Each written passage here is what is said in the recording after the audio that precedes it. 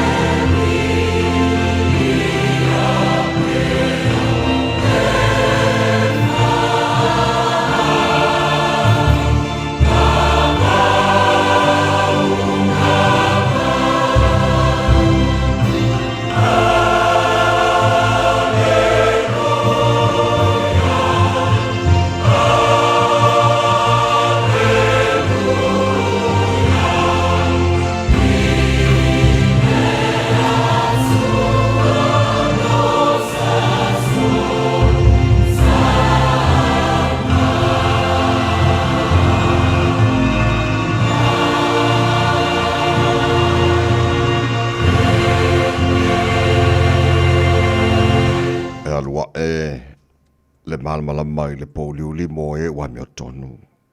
O io le alofa fua, ma le alofa muti vale.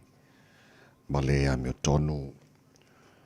Wa mātua la usu le Taeao sing-sengi.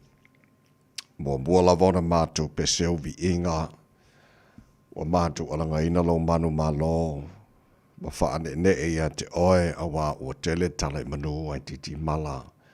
Ina o mātua o lia fo ile nei Taeao ono lo alofa. O mātua le fale ma le loto fia nei Taeao i o lo toa.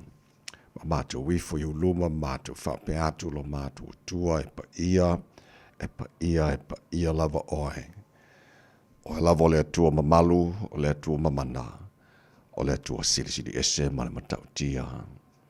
E ifo ia te oe o mea umana e whaia. O le atua oe soifua ma le vavau e o lava le whaavavahu. O le atua oe la e le vi ingo na Malu o le atua oe pulu le matango fi. Ta mafa after tele. Lau mea lofa lo la fau mātua maua nei Taeao. Lau lofa o le fau momori ma te mai le fau launga le atunu.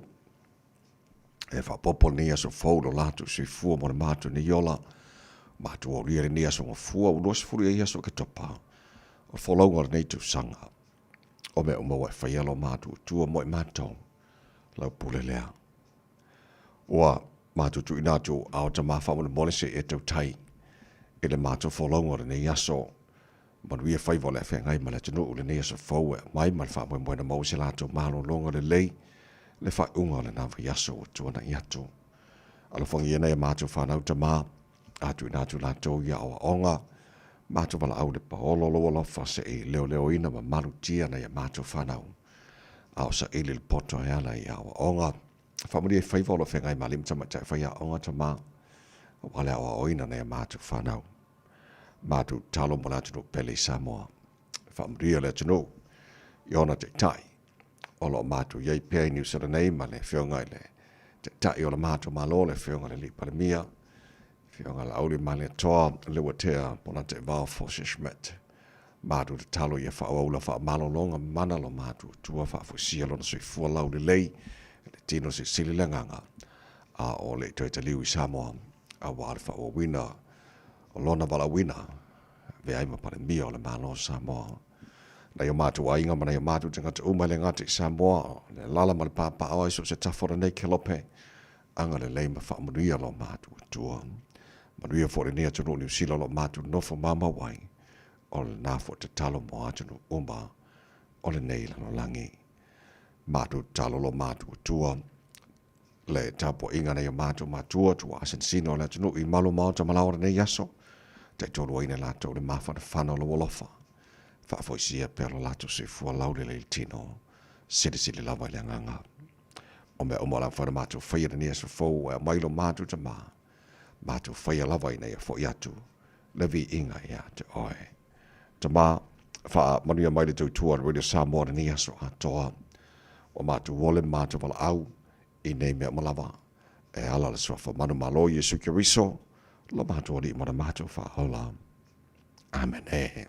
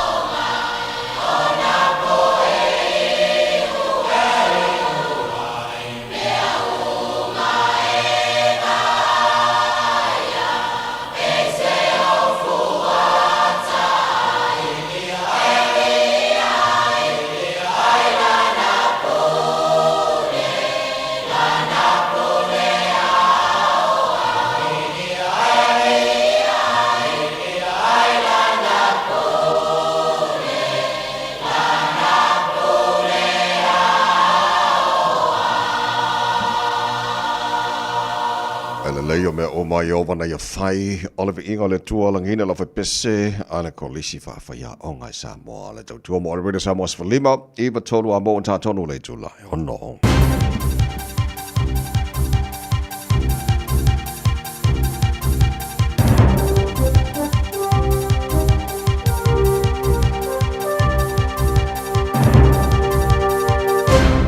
In this update, a claim new nurses feel scared to enter the industry, struggling to secure full-time hours. Health New Zealand is increasing the number of graduate nurses being hired, but offering part-time positions of just 26 to 32 hours a week. Nurses have told our newsroom they've had to find a second job, but some struggle to do so given the nature of nursing shift work. Nurses Organisation Student Unit Chair Bianca Grimmer says the new structure is unsettling for students and employers, but that's not the worst of it.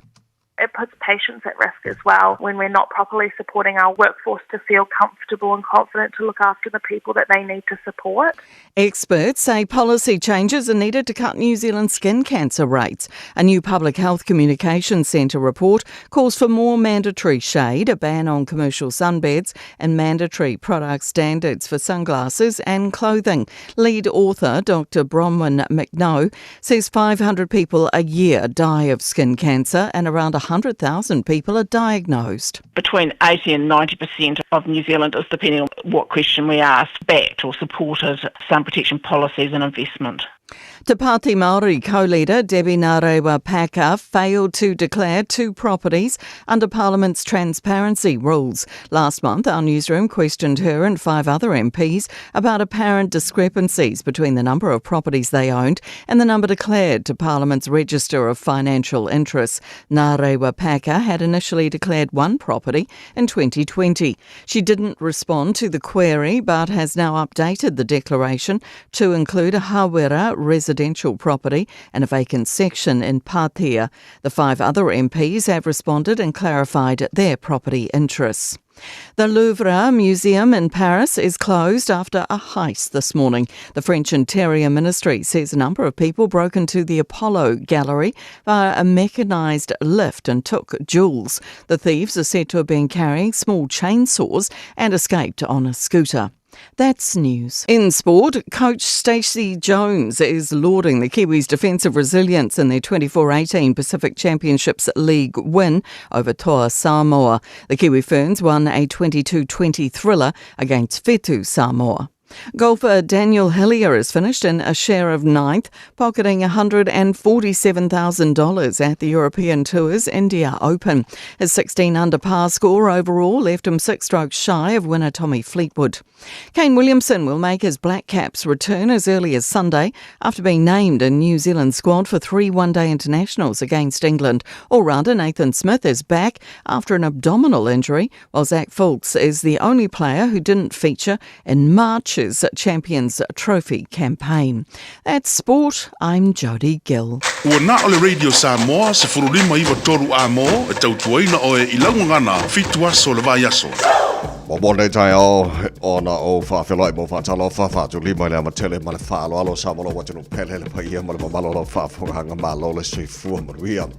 O te whawhelai le swafa maru malo tātua li whaola i suke riso o le o tātua mauaini ni yaso.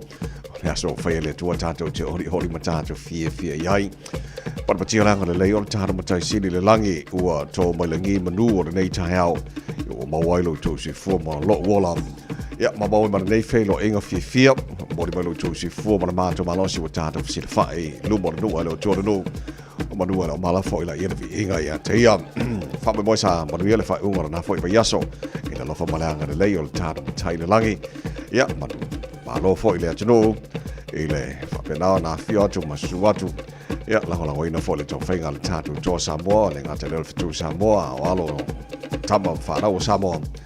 Sisit for Samoa me nei whaanga tama peona iai e lea sora nafi fo ina bi inga o le tātou tua. Ia, alo wha mai le tātou matai tau tai tātou fo launga nei fo ia sa fau. O lea so fuara nei lea so lua se furu o le masina o katopa o le tātou fo launga le lua hawhea lua se furu ma lima o se mai na whafonga o le porokalame malu o le Taeao. Rida Samoa se lima ewa tōna mono tō ora nei tawai meni. So sora mai insini o le tātou Facebook ma le YouTube o Rida Samoa. Sera atasi whatea ma le whianga pesta hao jelo sio. Ia wale tau tuaino lo tupa ia lo tau malu se pa ia le tu la Eva e le Taeao nei. Ia mole nei foi vanga o le Taeao lima o tele tu la ono se mai lo whafonga o le lui tau mo le aso.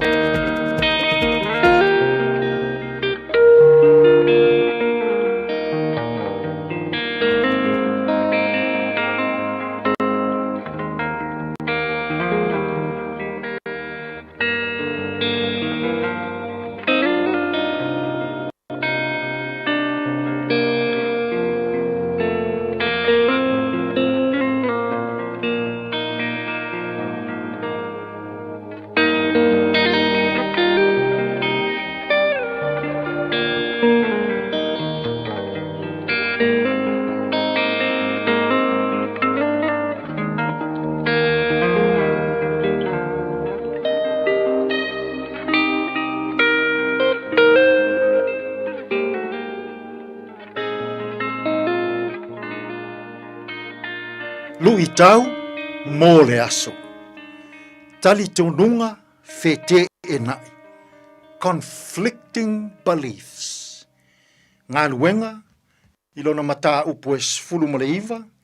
a olona foi upo e lua sfulu ma le tolu. O ona poia, ua tupu ai le faa nunu tele ona o le ala. Awa o le tasi tangata, o teme tiu le ingoa, o le fai mea a rio,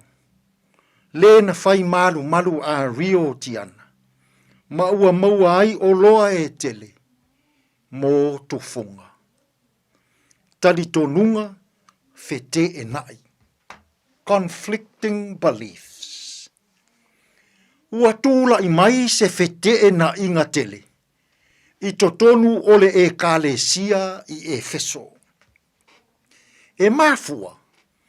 ona o tangata ngā osi wha tangata. Ole tupua whawhine o tiana. Ua maua ai a la tau tupe. E tautua ai le ngā ruenga a le atua. Ua fete e nai. Malea o ngā paulo. E le anga le ifo i tupua. O le ngā osi ina o tupua. O le perofeta pepelo tiana. O le ifo la valea i tupua. A o tupe ia. O loo whao ngā ina e tufunga o Efeso. E fōwai mō le ngā luenga le atua. O le aoa o ngā paulo. Ia tātou alo ese. Matupua e le aise ola o iai. O le ngā o singa o whaatangata o tiana. O le ifo la valea i tupua. Samoa e tele taimi e fete e na iai. A tātou fe au mga luenga. Male fina ngalo o le atua. E tele taimi e fete e na iai la tātou ngano. Male fina ngalo o le atua. E tele fo i taimi. E fete e na iai mea tātou te mana na oai. Male fina ngalo o le atua. Fai maile fautua ngā paulo. Pe a o ina fete e na ia tātou fe au. Male fina ngalo pa ia o le atua. Ia faa mua ia i tātou. Le faa longo mausitai. I le fina ngalo o le atua. A fete e nai. O tātou manao. Male tala le lei. E manao paulo. Ia ave la tātou faa mua. I le fina ngalo o le atua. Samoa. Aua le avea lou manao i le pule. Aua ne i avea lou manao i le mamalu. Aua ne i avea lou manao i le oa male tamao ainga. E mi milo se ai. Le fina ngalo o le atua. E ao o na tātou whaia. Ao o ina whē te e na ilangona. Ia wha mua ia te oe Samoa. Le fina ngalo pa ia o le atua. O na manu ia lea. O lau whai ngā mālo. O lau e kālesia. O lau ainga. O lau whanau. Ma lau ngā luenga. Whaalongo. Mausitai. I le fina ngalo o le atua. Tātou te tālo. Le atua e. A o mai i mātou. A fete e na ilangona. Ia wha mua ia i mātou lou fina ngalo. E ala ilo mātou whaalongo mausitai. Tātou ia malau a fio i fe au mga aluenga o le nei aso. E manu ia ai mea uma. Lou lava suafa Yesu lo mātou wali i male whaola. Ua mātou te tālo atua i nei. Amene.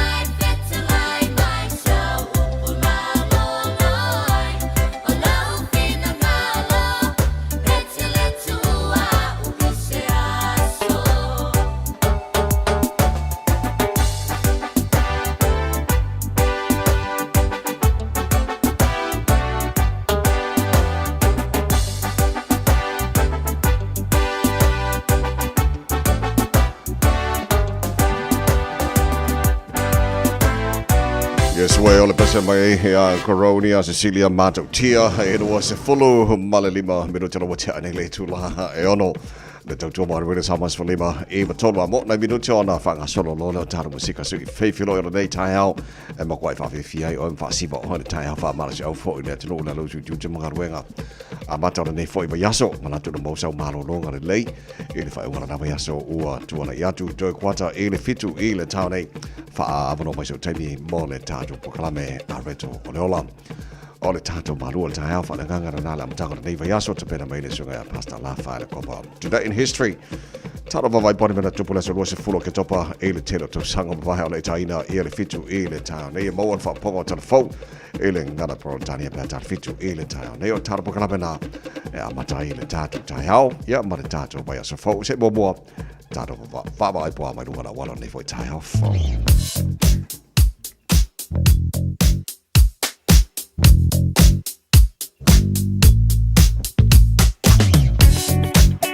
Lunga la wala le tātou ni poti a mata mai lunga la le fo i Taeao fau matua se lau pasene lunga la wala nei teima le Taeao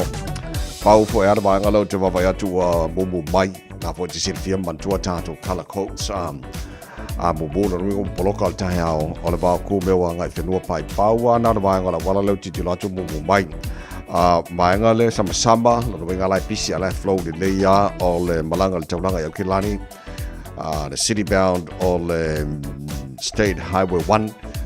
e le ba o Takanini Maman Rewa pawana le ba ngala sama mai mo tatolo North Shore pasi mai Browns Bay pasolo mai Rosedale Wairau Valley la fo i pisi ala flow de leia ele nei temo le Taeao o isi ba ngoma wala kwa se lau pasene nei ba ngona Taeao tarsia ia saunga re moino ngala wala wa fo le hanga o le tino i tama karwe nga patar ne fo ba ya so tatu le poti a matara na mai ngona wala nei Taeao after vale ma ia le hanga ya tu mo tute my favorite me for Taeao fo.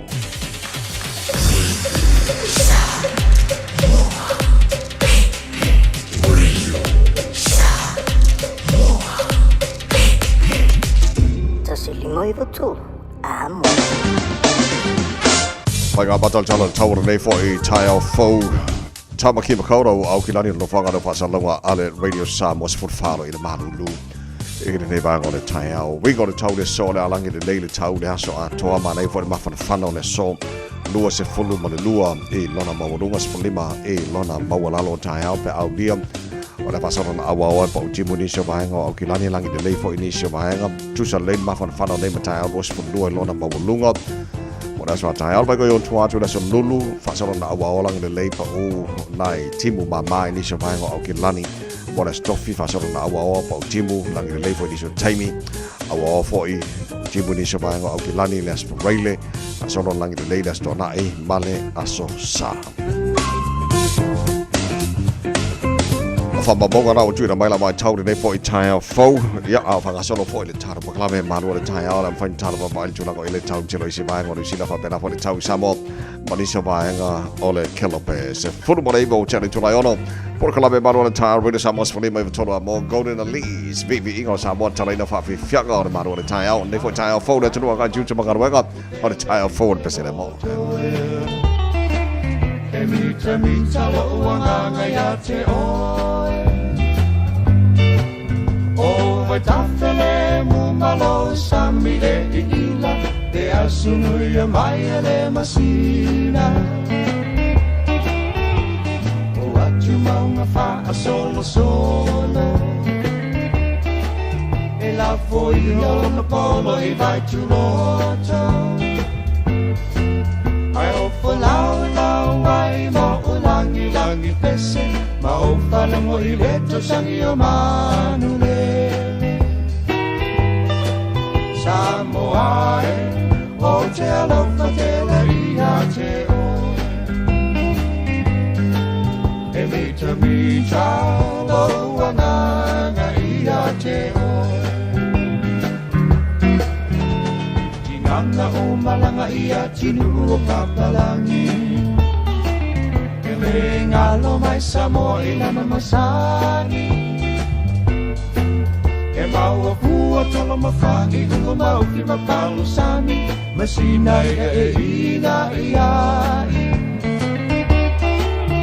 utanata uma e fe alofani e lalo fa pua so o se tasi e le tio amoli mau mai le tasi tu si tala o Samoa o le pelina o ne basa Samoa o te alofa te la ia te o e mita loa nganga ia te o le masina Samoa se i e sisulu maia sisulu i le taulanga o apia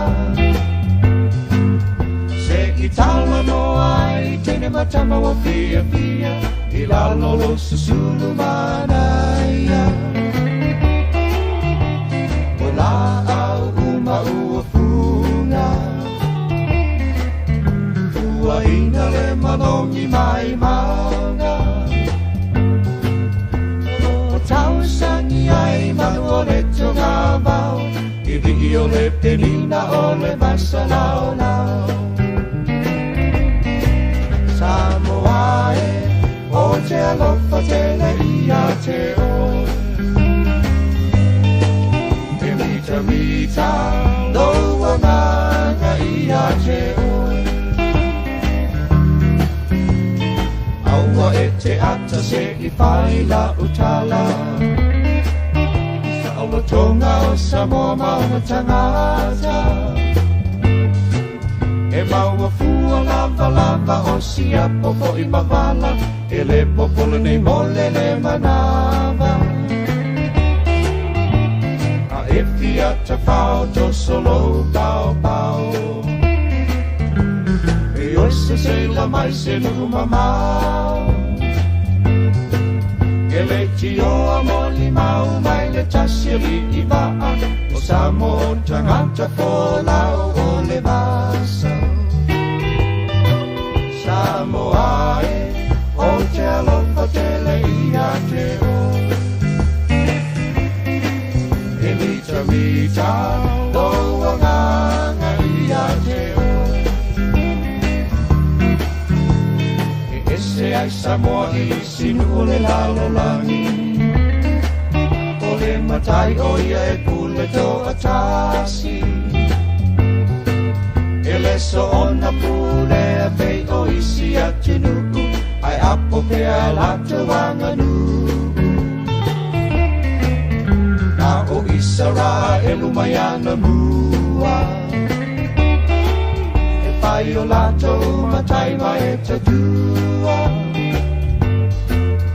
O le ala fo I lea e mamalu ai Samoa Awai le ai ni whainga wha a solo atoa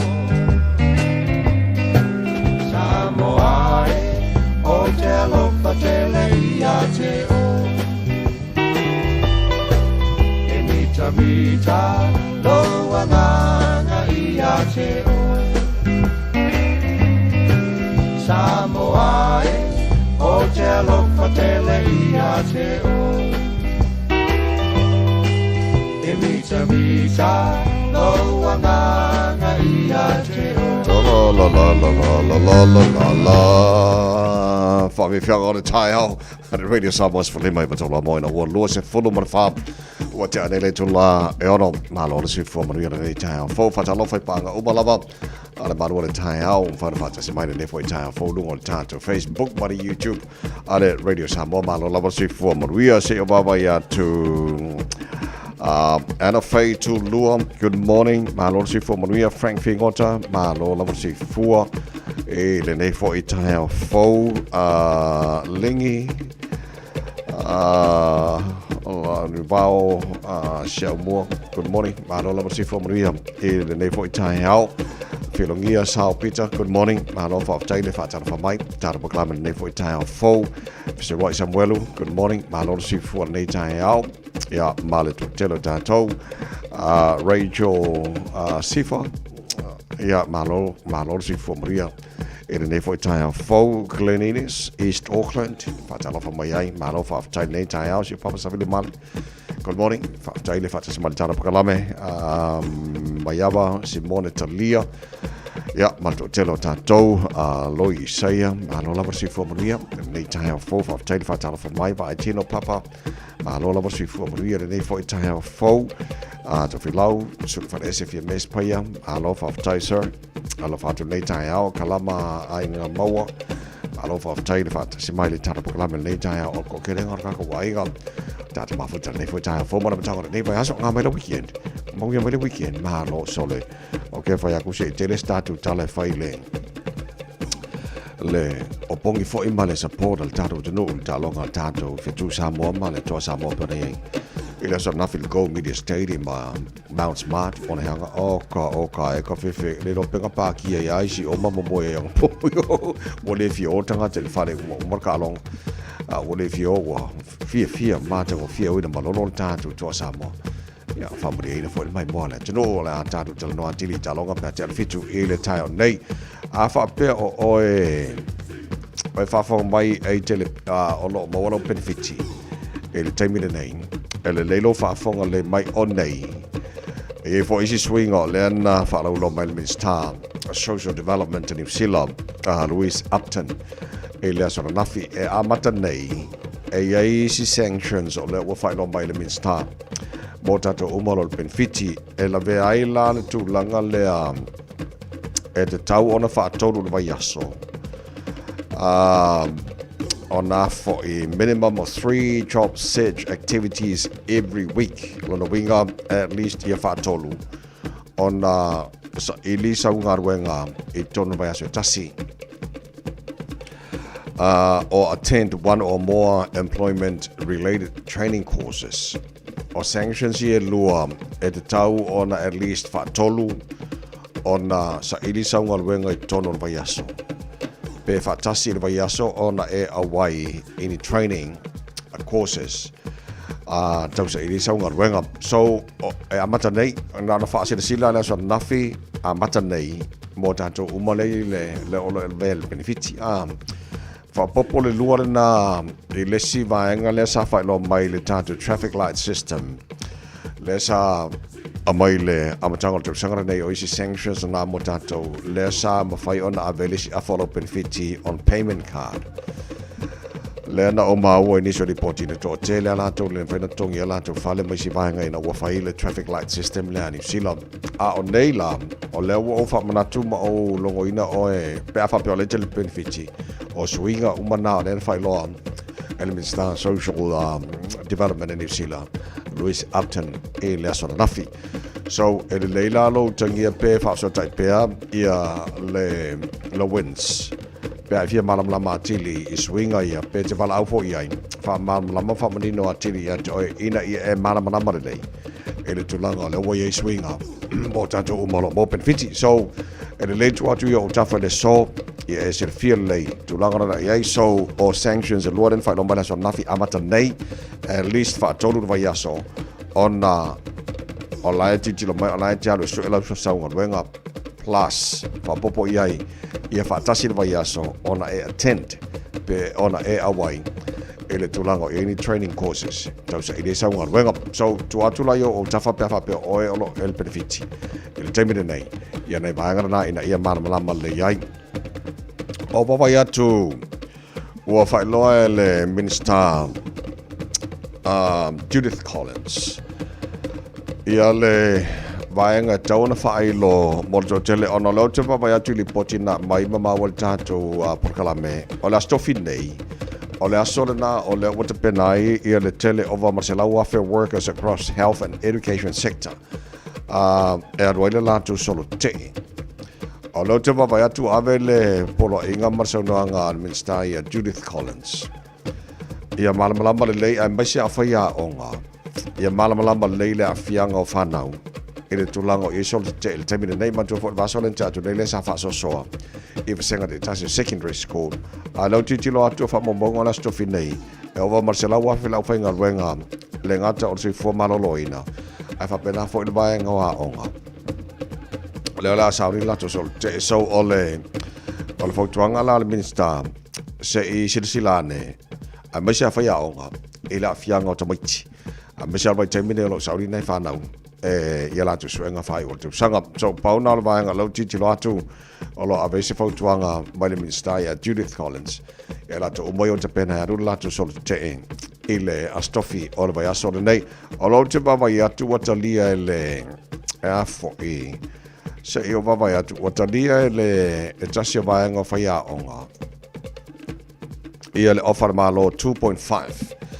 union representing primary principals accept 2.5% pay rise. Lo winga lo talia le uni o lo tu la mo vaenga I o pulea onga primary school. Ia si tangar malo o ia ile tu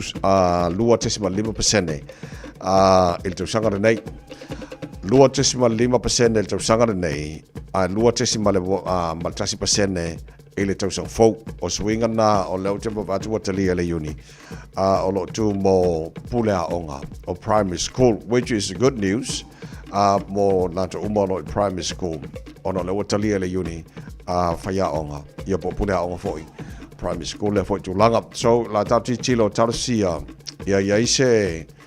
vaenga whamaria I nai ia le ngata o le health sector ar vaenga fo yo a onga ina ia one tau no solo te le a kilkilo ko se la wa fe la tau by the vaenga o le health sector mai se fo I vaenga o le education te le la faina le ngata la tau o lo o ia la tau appointments e farmai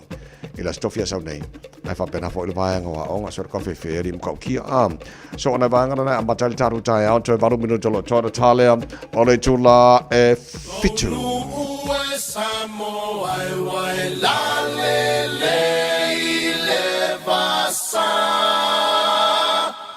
la le oe inu o le vasa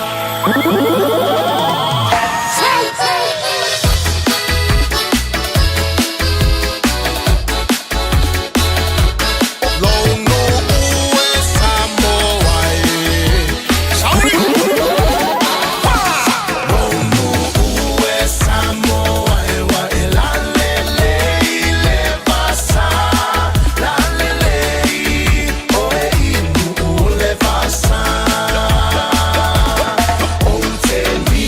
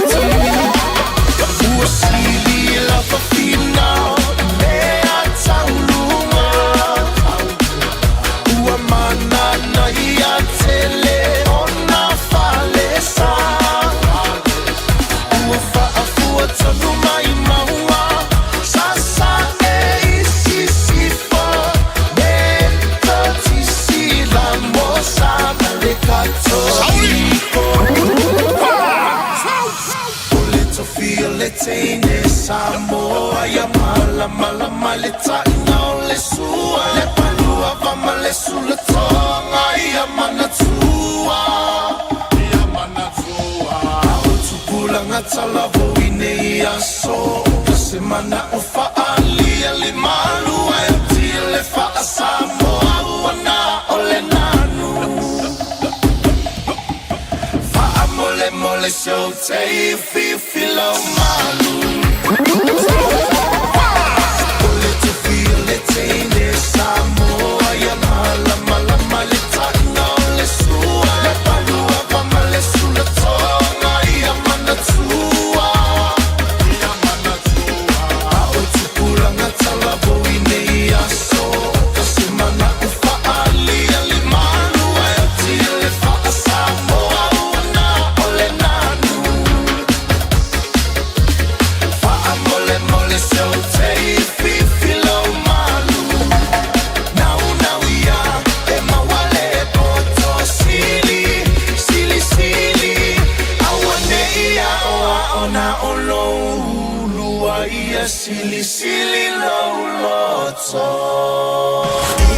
Radio Samoa.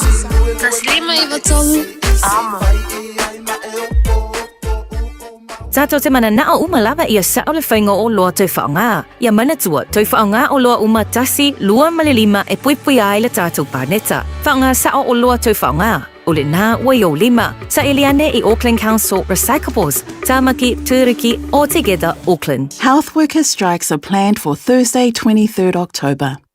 Hospital emergency departments will be open for emergencies only. If it's not an emergency, you can visit your GP, urgent care clinic, or book an online GP appointment. Or call Healthline on 0800 611 116. For after-hours care in rural areas, call Ka Ora. Find out more at info.health.nz. Papito maua e le fruit shed. Pusa piso po Pasifika. Se lau lima whātā la iwa iwa. Pusa Taeao a Palaiti. Whaiva tā la iwa iwa. Pusa Pipi. Wano walu tā la iwa iwa. Pusa Eleni Ocean Best. Cholo wano tā la iwa iwa. Susu mai I le fruit shed I te tonu o le shopping centre a Maangeli. Tele male ano anua I o whapitoa mo le nei whaitau. Wa ai te wo misi la wavanoa. Ele umi le nei whapitoa. Asi mai loa I le shopping centre a Maangeli. I le fruit shed. Radio Samoa's Fulima, Eva Tola Moto, Luasa Fulu, Malalo Minuto, Jota Talo, July Fitu Malofa, Taifata, Fidisi, Town Fine Fans, as in my Tana, Buklame, Lung on Facebook, Mari YouTuber, Samoa, Pena Voice, Sabango, Okilani, Lungol Tassilima, Eva Tola Molo, Fafonga, my Tono, Malumon, Malawa, Tono, Tabalet, Tono, Fang, wake up. Yeah, Maloro, for Maria, and for Italian foe. For my little Janungo Setasi economist, no, for Italian Paul, in the Sunga Gareth Karen. O le mawalalo le ia le interest rate le teimi nei e le lopo le umi. O te loa o se tupua tau mate fo le mo tātolo I tātou mo kesi. Po se mele lei ia le fix le teimi nei mawalalo le interest rate. Ia pe whate tali pe isi sipa u mawalalo I stemio. Luma, alo titi loa tolan fautuanga marafaupunga falling interest rates expected to be short-lived. O tātou economist lea ia Gareth Kieran. Malamala tātou le I mo kesi te mine nei. A whapeo le mawalalo te mine nei. A whate ingala o le titira to 2.3% by early 2027. O forecast na whaina si tianga iai. A whapeo la tātou tātou whaongala le mawalalo le nei. Ai te ua o atu I le tausang fold wafe ma le ono toi pa ufo I lalo. Lano winga la, wa le mawana tātou langa le ua fix le tātou a ngai fuanga I le mamao leo I le luafe lua fitu. Ai awha pēa e whao ngare mau lalo le 2.3 le te mine nei ai o atu I le tausang fold ai koe si I lunga. Lano winga la o sa o la mata mai lau whiwhiringa te mine nei. So on te pua tau mate fo le po fele me tau na whain. Ben faina fix ia lau rate mo kesi te mine nei. Manu le mawalalo. Ia ai le mo tino fo na tātou pe o atu tausang fo. Ia ki o koe pa o mawalalo mai fo. Lono winga la o le whaitoi whaisi sifu whanga wala o fix tio 2027 ponane umia lai ai. So matematenga e le tūlanga po whea le me tauna whai. Ia wau te loia isi malmalama leito te nese spirikia la ko mo kesi e whaina fix lesi afa. Ia float lesi alu lesi le floating rate lesi vanga. Ia te loia malmalama le i tātou lo whaia tātou whale e le tūlanga na olo na ia nā tātunga. Afa pe te o fictional mo lalo le nei an te o atu tau sang fo ai ko pa o fo lalo. No winga lawo le whaina whaisisi fufuanga le maua lai tātou ia ai. Mkwale mo ki ngoa ai fa pe le fix mo lalo le nei ai o atu o si ilunga lo winga la ya tamai la filinga fix terminate la mo kesi ia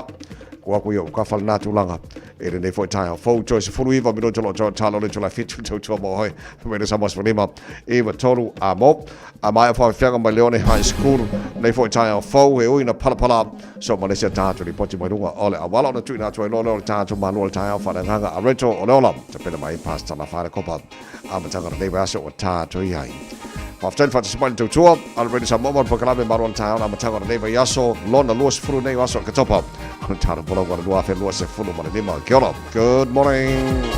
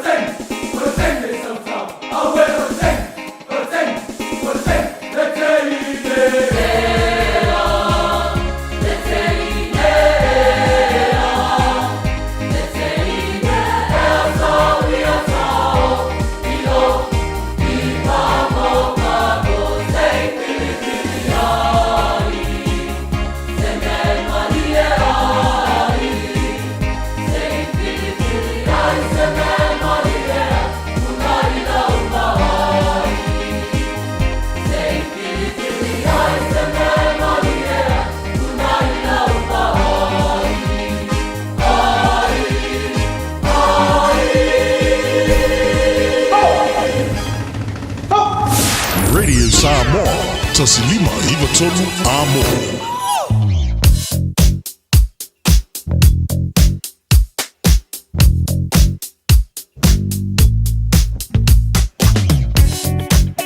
Sei se vai ngabalo la wala nei taimi o le Taeao fou sei o vavai atu e nei vai ngale ua fasolo na mumu po ua poloka le nei vai o le Taeao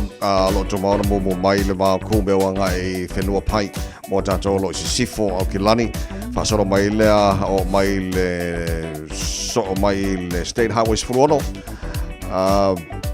faisi pisi la titi lava pasi mai West Gate Vavai atu i le va Royal Road, Lincoln Road on ramp, poloka le nei vai o le Taeao, pasi mai te tu, fasolo mai Rose Bank, le manai le pisi le flow le lia, tato poloka lava le City Bounders furono, anga e Morningside, Western Springs, aida i o le link o le furono, anga southbound state highway 1 ma northbound state highway 1 ina ne vanga tamo tato lo malanga mai sifo alo te baba tu fo iwa mumu mai ia le va Rosedale fa solo anga i Wairo Valley ia matakapuna mo tato lo malanga mai no shore anga taulanga i Aukilani o ise vanga oma sama lo wenga la pisia la flow di lia ile telo vanga la wala ile ne vanga le Taeao after valley ya tapsia le lofo le tua e saunga le mulanga YouTube mga renga mata le foi Taeao fo mo ne yaso tato ya to to mo Ada radio Samoa Spolima e batolu a moto se full family to to tale o le tola fitu smala fa foga tara bokalame a reto o ola la mtanga le foi vai yaso Bread of life sent down from glory. Many things you were on earth, a holy king, a carpenter, but you are the living word. Say it now. Come on.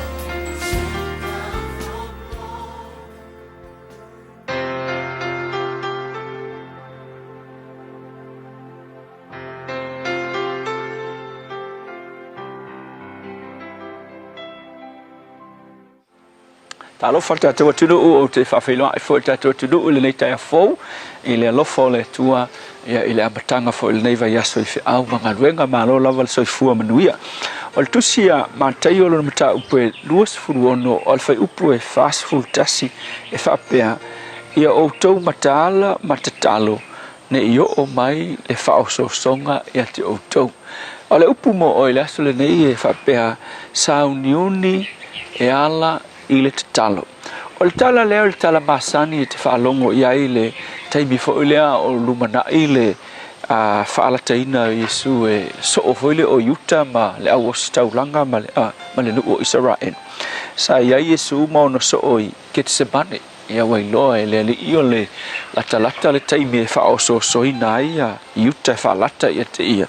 Ia na alu lolo Yesu o ma ono so o ia alu Yesu o tatalo. Ai fai ia Peteru ma Ioane Malesio no so e fatali tu I ia walatu le Yesu fe me fai titi o tatalo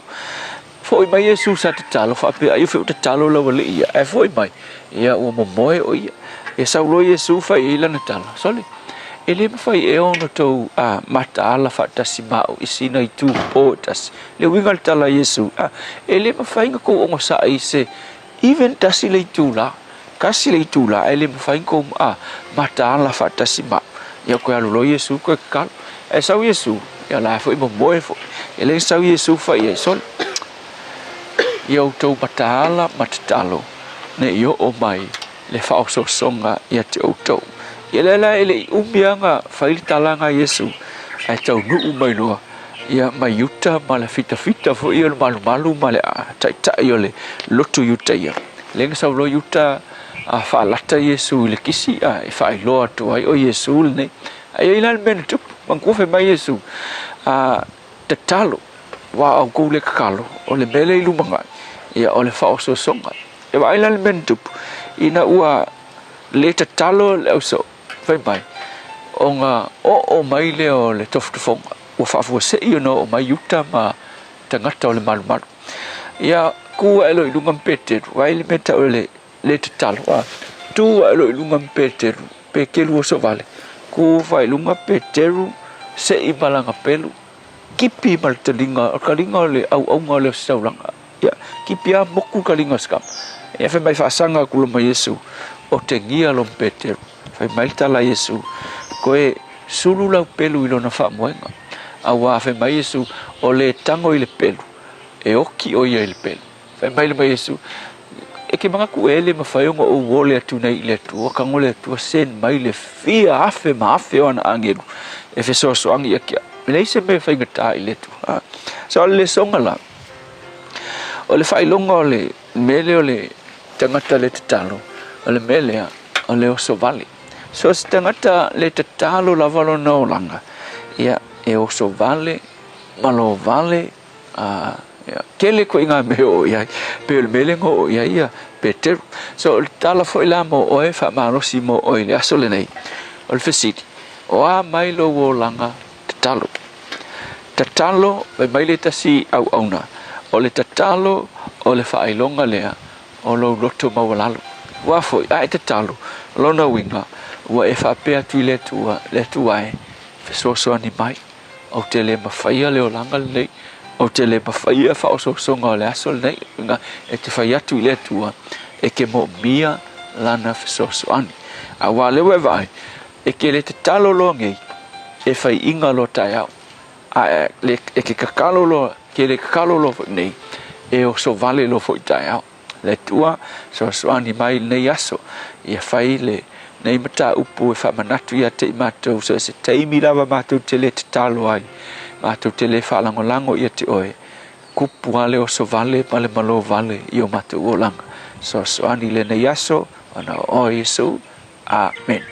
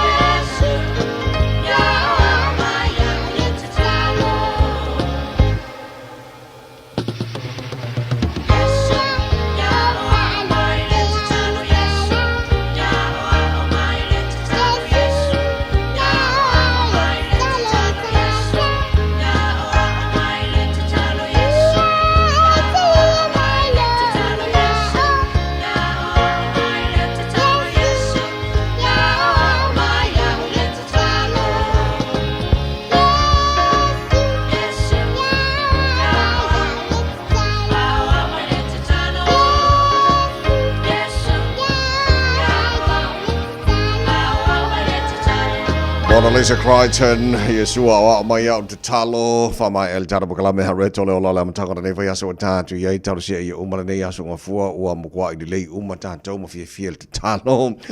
Toi ni mamiru tolo tolo talo le tu lai fitu. Le tau tu mai rede samas wali mai vatonu ha mo. Ho le aso lua se fulo ke topa. Ane mera tupura nei aso tau sanga mama.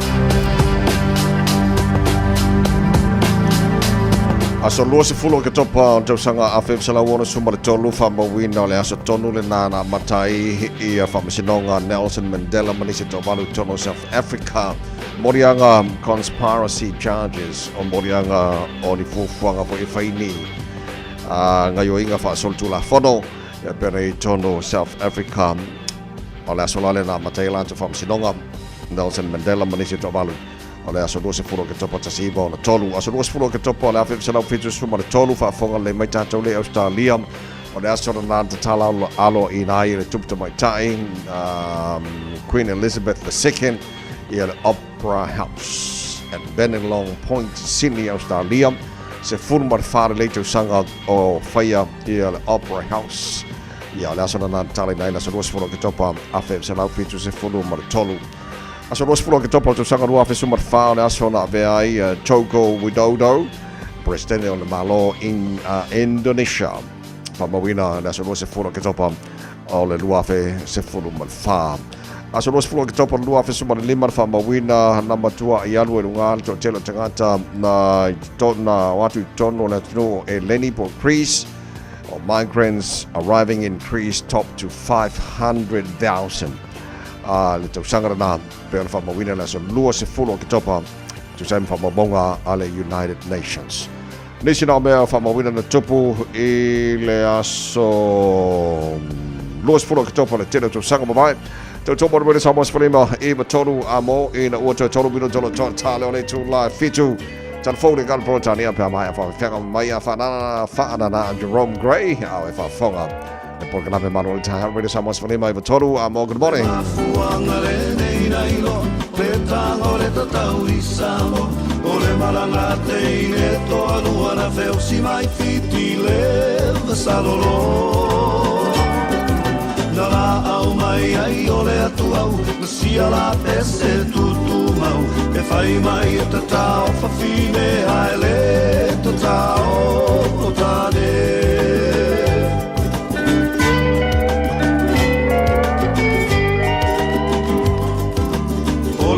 Tatai o tane Ina wa se sesi ala pese Tonu uingata I o whale alu Po a vai aloa o le whai sua ua tele No toto fuai le o whawhine Wa ua sui ai si ala pese E whai mai e tata o tane Ai le tata o whawhine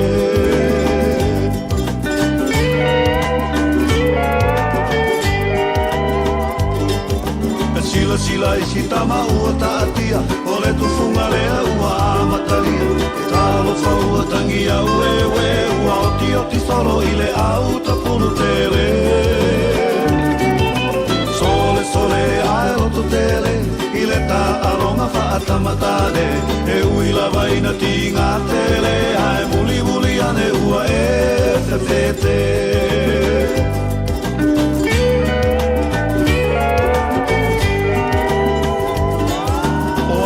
Tumo le Pasifika, le sili Samoa le tautaua O le songa imiti wa savali vali mai Ua whepula fi mai o na whaila O aso whaai po wha muli ali au Whaatua lua selu whaalau whau O le singano whaapea whaau mutau Ua ova I le masa lau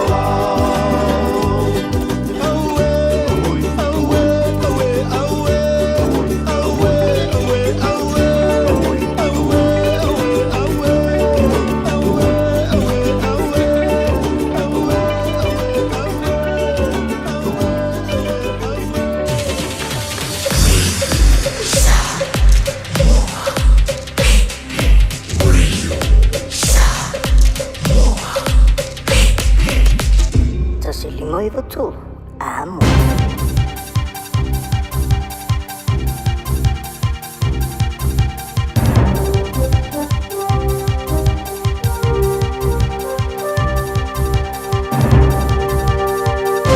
In this update, concerns the ceasefire in Gaza is on the brink of collapse, with both sides accusing each other of violations. The Israeli Defense Force is now striking targets into southern Gaza, alleging Hamas fired an anti-tank missile and gunfire towards troops. Hamas denies the allegations and accuses Israel of breaking the deal. Israeli media are reporting Israel will suspend the delivery of aid into Gaza. BBC correspondent Rushdie Abalouf says Palestinians are bracing for further conflict.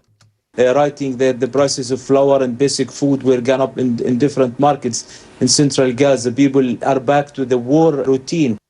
The hunt continues for the thieves who stole priceless jewels in a heist at the Louvre Museum in Paris. The world's most famous art gallery is closed after a group of thieves used a ladder and small chainsaws to enter the Apollo Gallery and escaped on scooters with items of incalculable value. The BBC's Andrew Harding says it happened about 9:30 in the morning, just as the museum had opened. They stayed in the room which is basically dedicated to what's left of France's royal jewels, particularly jewels belonging to the Emperor Napoleon I and his wife. New data out this morning is expected to show inflation's reached or surpassed the Reserve Bank's upper limit. Stats NZ is releasing its latest quarterly CPI update at 10:45. Most expectations are around 3%. An advocacy group is pushing the government for more clarity when it comes to sexual consent laws. The Consent Law Reform Campaign is sending open letters to ministers later today. It's seeking more modern policy, including a statutory definition of consent, ruling out questioning minors about consent. Campaign lead advocate Labour Zubair says the biggest challenge will be tackling the reasonable belief standard. Even where the Act requires proof of non-consent, what the defendant can do is argue that they had reasonable belief of consent was given. And this is where we see those relationship myths and such come into play. That's news. In sport, a late winner in the Liverpool-Manchester United Premier League football match on Sky Sport. Bruno Fernandes, Harry Maguire! It's another Harry Maguire header, and Manchester United prize the lead back. The 2-1 win moves Manchester United to 9th. With 13 points, while Liverpool remained equal on 15. The Breakers have lost 104-88 to the undefeated Melbourne United in basketball's NBL to sit 9th with 2 wins from 8 games. Golfer Daniel Hillier has finished in his share of 9th, pocketing $147,000 at the European Tour's India Open. Tommy Fleetwood won the tournament. That's sport. I'm Jodie Gill. Ua na ole Radio Samoa se furulima iwa toru a mo e tautuaina o e ilaungangana fitua so le vai aso.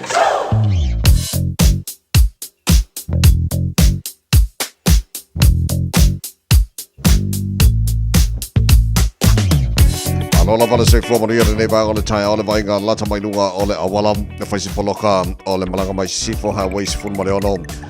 Lincoln sifo balu anga sifo ono o sifo balu sa mai o Green Heights North Shore pasi mai fenua pai so o mai Lincoln sifo balu sifo ono I Westgate o ngana le faisi around Hobsonville faisi poloka nei ba ole Taeao poloka mai Westgate fasa mai Royal Road Lincoln Road poloka papena fo jara 2 Pasi mai tiara 2, feo lolo la bisi ala flow after to poloka la city bound highway sfumare ono around Morningside Western Springs. Ai le yol taulanga ya Kilani. Oisi vai ngo mana wala no te ba ya 2, fai fo isi poloka la titi lava. Ora malanga mai North Shore city bound Northern Motorway. Mai Rosedale, Wairau Valley Takapuna, Esmond Road North Coast. Poloka ya nei banga Taeao. Ole o mai lunga la wala papa flow the leisure pa el taulanga ya Kilani. O se va o mala wala mana la flow the city bound state highway 1 tau poloka la titi lava ia le va Drury ngai Papakura flow the labor Papakura ngai Takanini him Manarewa on ramp city bound facing poloka la titi lava la poloka amina la PC la flow ia after to lime okay ya around the tip top corner Mount Wellington lesi banga masari namun poloka la ki kira ko la PC la flow al nei banga ta se pa ia lava ia le taulanga ya Kilani o lunga na la wala ele baba ya nei time ta lesi fa la lava tu na mai la waka ko tahi nei foi time ta au vale malo foi nei ta tu ba song le muna nga ju chum nga mata ole nei foi vai song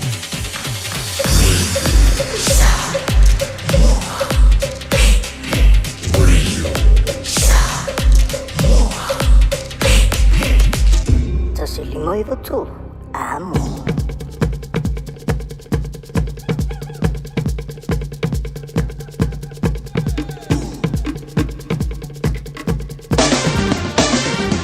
Mai ngana tamari nei le tala o le tau bava tu Samoa o le mawhana whanau e Samoa ne vangana tau lo se fulu degrees Celsius.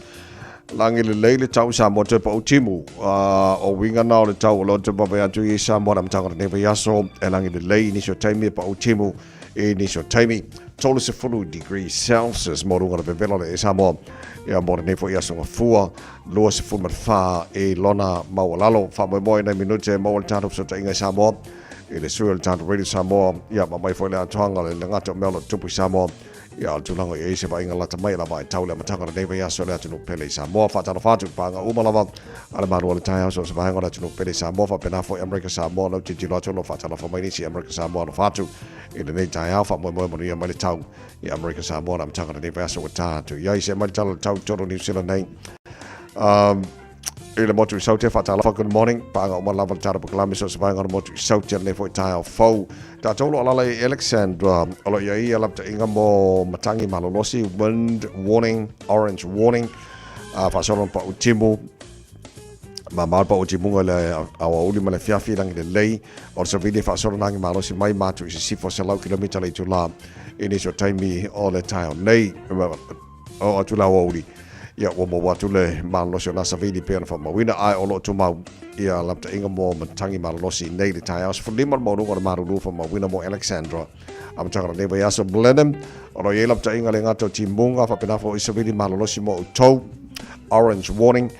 both rain and wind warning a lot to mau e fa solo lang le tau e po timu ia marsa vidi se laudos fulu kilomita le tu lalo na malosi mai le tulangi le matu sifo so o tulanga na ilapta inga mo mtangi malosi mtimunga blenum o isi vaenga o le motu saute se o titilot po isi vaenga le wind warning lo e in Chicago pa utimunga de so marsa vidi se laus fulu kilomita le tu lalo malosi mai matu sifo kai koro lo e foi rain warning orange warning wind warning orange ia le tulango iai e langi de lei pa utimu ni so taimi o se vidi fa solo langi marosi se lau kilomita le tula mo tatou lo ala kai koro Nelson o lo iai lapta inga mo timunga rain warning orange warning pa solo na awa pa utimu le sos fulu valu morunga na Malu Queenstown o la iai lapta inga le ngata timunga fa pena sa vili mo le nei fo yasos fu tolu morunga na Malu timoru lo e fo i vaenga o lapta inga mo sa vili marolosi e le nei fo yaso fa pena fo ia Wanaka mo Westport o tene na vaenga o le motu saute Dunedin se yo vai atu wind warning lo fa marsia mo to se laudos fur kilometer malo se vili ni so temi mai matu sifo e fa solo na awa po timu le so kala sete ma lo lawo se fo manu ia la se ki ka ko langi de le tau mo to le so awa ni so temi e fo temi malo se vili mai matu sifo los futasi mo runga ma fan na e fa mo wina mo kala sete e le so e le motu matu ne fo Taeao pi to labra lunga motu matu kai taia langi le le tau angi mali mar sabidi mai matu si fo lo su tasi mo lunga ma fana la mo Wellington ma lo na si fo mo wie pa angal tara bukalame la mo Wellington lo titi lo to lo ye lapta inga ia mo matangi ma lo si mo Wellington orange warning fa solo in awaoa e pa utimu ni so taimi o sabidi fa solo nangi ma lo si mai matu si fo en faina o ma lo si salau tolu se fulu kilomita le tu line so taimi fa mo wina mo ne fo ya so force floro mo lunga na Malu fa mo wina mo kana stete I mean mo Wellington ina ne fo ya so pa nga mo tara bukalame so se va nga lo mo o tu nga na lo e ia lapta inga mo matangi ma lo si mo to le so tau ranga fa solo na awa o tau dos fulu mo lunga ma fana langi le lei tau po le so fa solo ina awa pa utimu ni se va nga roto rua ina ne fo ya so Palmerston North fa solo ina awa fo po timus fo rival maulunga le Malu le air fa solo langi le lei tawe awa ni so taimi New Plymouth langi le lei Napier Masterton o le lapta inga mo matangi marolosi mo o tau le nei fo yaso se lau dos fo kilomita le tu la malosi se vidi mai matu sifo fa mo wina mo Masterton le so le vin fa solo na awa po timu ni so taimi Hastings langi le lei tau mo tau awa ni so taimi Gisborne langi de leile tawe awa ni so taimi kiri lo fa solo na awa pa utimu ni so taimi nos futasi mo runga ma fana le efa mo wina mo kiri lo ni so foi mal talo tawe lo mua po no fanga fa solo radio Samoa tamaki makaura sport fa ele Malu de ne vanga o le Taeao jo mau winga le tau au kilani le so e fa solo ina awa pa utimu e ni so taimi ile mavayatu manel ma fana tatou au kilani e le nefo yaso lua se fulu mo le lua e me fai ona o iai ia le maulunga o le mawhanwhana le ea mō tātou au kilani e le so. Taeao pe au lia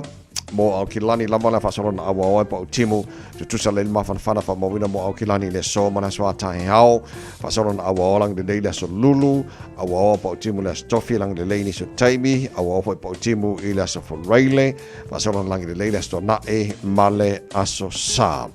So ole whawai atu la tulango iei whamamonga rawa i tau o tuina mai nei foi vaanga o le Taeao na tunu ana papa au ni se vaanga o Kelope e le tunu o maria mai tau mo tau e le amatanga o nei foi asa fou o ta tu iai tau tomo le Samoa Falima e wa toru amo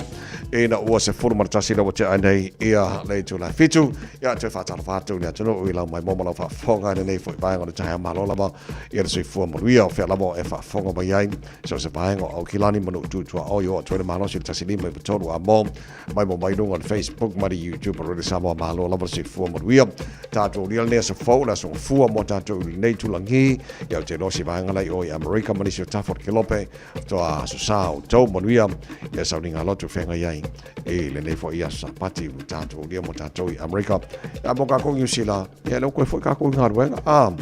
ua mai atu ia le bisi fo le nava iaso sa iai o si kako i piki manga i o la songfua whakmonmon e te taua o le mana ia si kako i piki o la songfua ia e matali tātou pa iaso se to a le moa o ka whewhe le ano lau whainga ruenga mo kwa vi eiti lau waru le akoa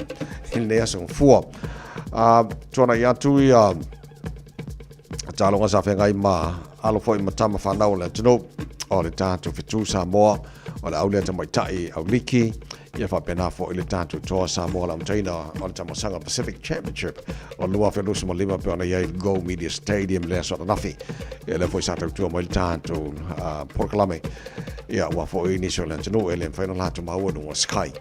ia manisi fo i o tino so o le tulangana iai o lau tala sa tala noi fo i mana usu whasa lausa mahatu iai lea sota nafi o le o avanoa o te loa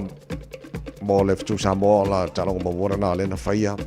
ma le awa New Zealand Black Ferns a New Zealand o le aunga New Zealand Kiwi Ferns Kiwi Ferns a New Zealand ma neia ka la fa momua o la se mamao ka ko ai ngai losiful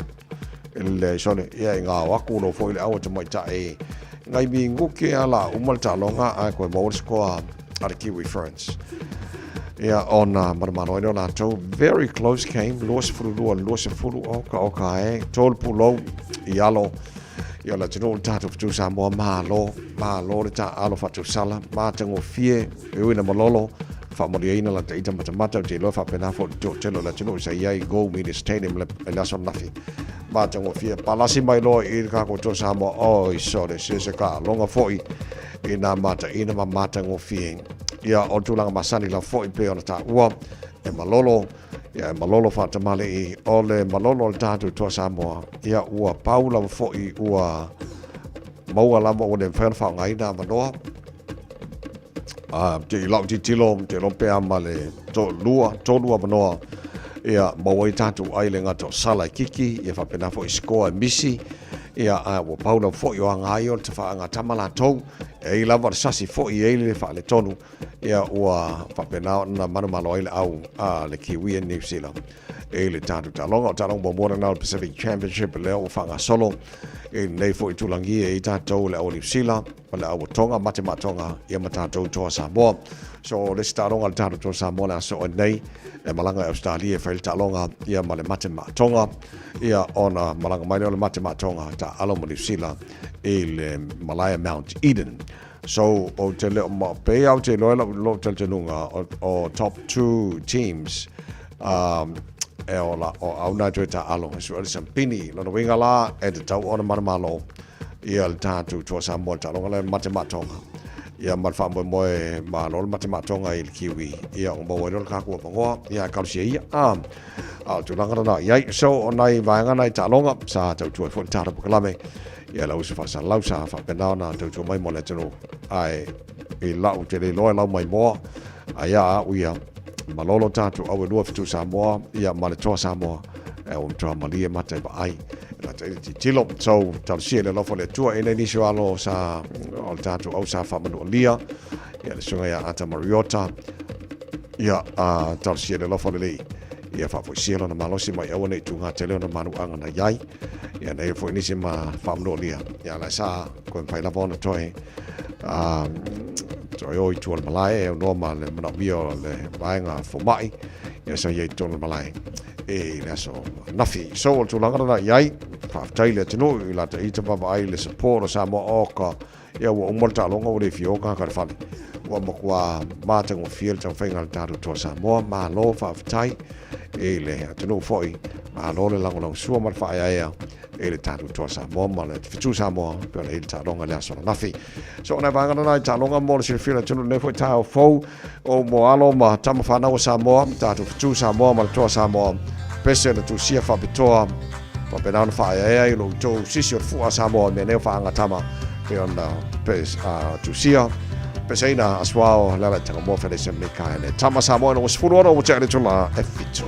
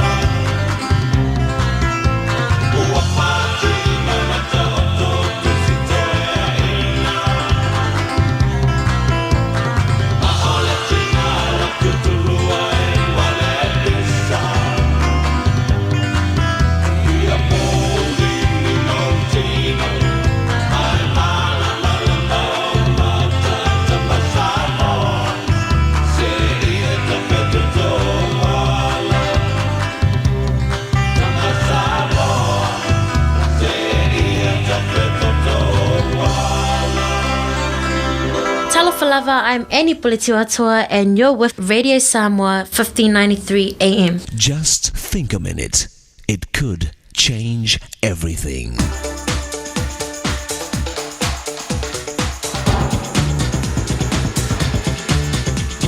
Think a minute. A 58-year-old man was sharing his memories of his father. He said his father had been a workaholic who was always busy with work and his own personal interests. He never came to his son's sports games or activities. In fact, he said his dad almost never spoke to him. By the time the son was 18 years old, in his last year of school, he'd become a very good football player. When his team qualified for the championship, he begged his father to finally come see him play this one time. So his dad promised he'd be there. On the day of the championship, the son was on the field warming up just before the game, when he saw his dad come into the stadium with 2 other men. Then, just before the game started, his dad left with his friends and never returned. It's now been 40 years since that day, and yet this 58-year-old son says that painful rejection and disappointment he felt as a teenager is still very real. When his father recently died at age 83, this son stood alone next to his dad's coffin at the funeral home and said, "Dad, we could have shared so much love and good times together, but I never knew you." Thinking back on this man's childhood and that day of the football game, I wonder what that father thought was more important than being there for his son. Was his time with business associates more important than caring and being interested in the success of his own son? That father let the years go by without doing his job at home. He failed in his most important responsibility as a father. You know, a father has tremendous power and influence in the lives of his children. Studies have shown that the number one cause of troubled boys and young men is that they had fathers who didn't really care, who didn't spend time with their sons, and weren't close to them. There are millions of invisible fathers like this, but no man stands as tall as when he stoops down to help his son. How about you? Do you need to give more time and attention to your children?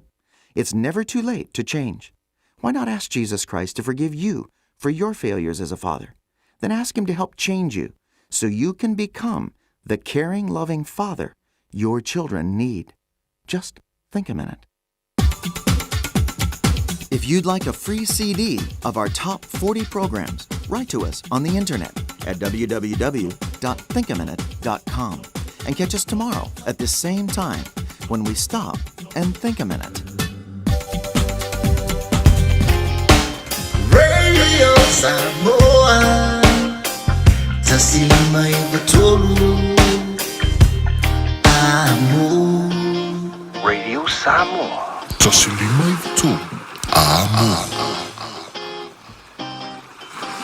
Lo so matoro no chale July fitula mtakara neva so watato ye fifia ne foi time on Taeao fa te simai ne sui o tanto Radio Samoa pia ne fionga le ano li ne fionga ngalban mana tumana ba tip tanga pa tip yo tanga fa ya tuna ka masani fa lo tele ni so ba nga me lo tupu Samoa ye nga te leo tulanga fo ile tau la stay phone fa ile fo leo yo ba nga te pena yai ya wala mtaina o tatu tala ma Samoa na mtanga ne fa so pa tala Malu le tau nei ano fionga ngalban mana ma lo si fo mo ile nei Taeao fo se fu mo ia te vai ma lo le usu ya na tai de ni wa ta so o ia mana ia mai na mtanga le vai so ko manga ruanga alo fa tai foi le fa mala si mai male to mai le tatu ngalwenga ele nei aso fua o le ata amata o le na fa fonga le tunu mo fa longo le ba so te atu nei ia tatu tala mai Samoa foringa mai o te vale au kuku al fal mai beto tua le ia se ti o le Taeao anai ngase o te lope mafua le vaenga tongi le tongi na la to overtime ia ngana ia o tula tonu na te vai tato umai tau foi o lango na fo nei o le pio pe a umi o fa tali le fa mrianga me se me le overtime mani la sa tele o tula na ngalu ai alu si vai aso umatu le si tongi ai fiu ka ia ora le si me le au e wa mo ia tato te tau foi lango na fo le lo fo ngase o le o danga le fa la mo ia ile tamo le Taeao o di mele fia ia ora fo tongi ia e ta o to yo ngase ngase falma ia ai a fia wa rua o ele tu langa o nei wa le la val on sa e wa ka ko mai ma wa tu langa o le on sa e ke mi o le la val on sa ale la valora on sa yo tu langa le tu le mai le la o le la val on sa ia le ta la lo ia le umukuk ia fa le tonu ai lo ma le o nanga le i Taeao le Malu le Taeao ngase ai fa aftai o le sa ma o felo inga le au fina runga fo i o le umkuka ma le minister se fu malo loina ma fa manino ai le vala le ma fa ilo o le fa pe su tasi to tongi o fa tadi au fina runga ai le maua e pe fo dinga maila o le fa le tonu mai lunga ia ina to ia e fa ia le ngaruanga fu nei o pepa e fa mau popo ai tu la fa ngaruanga mai tu la o bataimi ia ma ave itai le official tu pel malo e fa pelauna fa mai e fu fu o ina la le ma o mai ma to filo in ko municipal mi pe o le bala na o le ma fu ai fa after o le na to e swinga malie ma fa ia fu ia ngaruanga ia la la to e fa o ngaruanga fu ia o ngaruanga ia matari la le ngaruanga le fai mai po a fe mo o la to o tedi wa a foi esputa si to tongi ele mo wala ia o te ro melna o ma fu na le la volon sa male ola no bingala la o fa long atu pe sa wa o fe ngal mana ele o se tulanga o le ni tu pel malo te tongi ai o le lape o le ma fu mai e wa fu atu fa nga malo fo ia o lefta tu le mai o lo winga o la e la tu fuanga ia ma tu pe foi fatino ia vai nga o matanga lo nga malo am se la fa ma ia o le telemoni na ele fa pe ele o yen tu per tato malo la ye tu pe ia no te bilne o le fa nga yo tato lungo le emergency budget mani le finga fo le emergency budget le arbo ma tongi ma overtime e vai ya so ma fa fo fuanga ma wole au fa ingol tupe fa alu na abele sai di mai le malo na mai le fa ingal wanga mtala wanga tupe ai pe o le bala le ai e pe o le tau baba ai atu e fa le tonu mai lunga ye o lo tau nu ye pe po o batai mi mai tu la fa ingal wanga o lo winga ia o tala le fo mai le sa tala no mai si o wala fa selo o tanga ta fa ingal wanga nei e le ti ora tu tu sanga pe valua fel tu sanga mani e peila ona I tupe ia o tu la fasidi po overtime le farango lango e tamo ina I tupe ferolo ia a faila ba tu lungal ba ngale te tele tongi le ango ia lako ma fai anga le fai ngo pepper tong ia tenga mera le o ia o te rofo ina o tauna fai ma sele sona nga tu langa len tu le mai ele ngata o fai ngalo ku kal ferma au isi au nanga umar fa mai a me se isi tanga runga malo mane ina ia wole ba ai fo ile ia ta wole amla io tangata pe ma runga tu langa te le tongi pe feololo pe ma lalo le tongi ma lalo tu langa nga lue ole amna ia ma fa ta wole tangata me ta wole na ia ole ta wole tu langa na pe so no fo le langa ta fo wa ti lo tu la le se ti ol ta o na ngase te le fo la final la to le tu langa fo le ngamba mana te le la faina wai a melna ole baba ia tu langa masani vale le ba kwang fo fo ia le si ma pepa fo yanga fo ya ku o fo ya ku si me ai kia ide le si mene te un fai ia matua ia ko nga me ho le afsiria ko me onsa le se I fai nga ruang ia ko le si ko wa onsa ia pe ona I vala na o mo ko mo fa le tonu fo ile le fa nga yo ingo nga ruanga tau le pulenga le ma fo mai ala ia tu pe ole fo la u fa ma mai sui palmi e tau u mo la vala mai ai u lai le na ma tel tau sa fa tu pe fo e o mai fai ungo o ke topa o nanga umana le sa fa le tonu ia tu pe fa alu ia o le fa tino ia nga ruanga umama tongi na o launi ma o time I lalo le emergency budget po le po fuanga tau tu pe fa na tinati e o tu le so tos fulu o masinel ne o mai ai e tauna tongi uma ia o taimi le e le tauna tu ua a wala o le paketi fo po le talo tupe fo le ta tia nei ola ia mata tu ia November lono winga a uma o ke topa le tongi uma ia ala ni tauna tongi ma o taimi ele mawala o le talo tupe le talo noi o lono winga la tauna faina e fo nga uma mtanga nga mau ona ngal malo e o taimi te o to talo mai ura yo mai fai unga okto e tauna to Mane, lelai, ta tilo il tulanga ia whamasinonga tangi o whato sino palo ta ole ba solo na rua ne whanga solo ngal ban. Ia, o le wa o la so mo te nei tolu mta busa pa tulanga ai ave tua le lua o le so fa ma ni ai ia le ave tua le simta upo le sfoide le si ava no fa mo tua le simta upo ave tua o le vai aso nei lua mta upu le fa tulanga le fa msinonga su e nai mta upu mai fa le ali tasi ia maletangi mai fa sale ana tonu tatu mo tu savai ia o mta upu na le fa tulanga me fa msinonga mo nei vai aso ia le vai aso le la aso e nei le vai aso mo mulio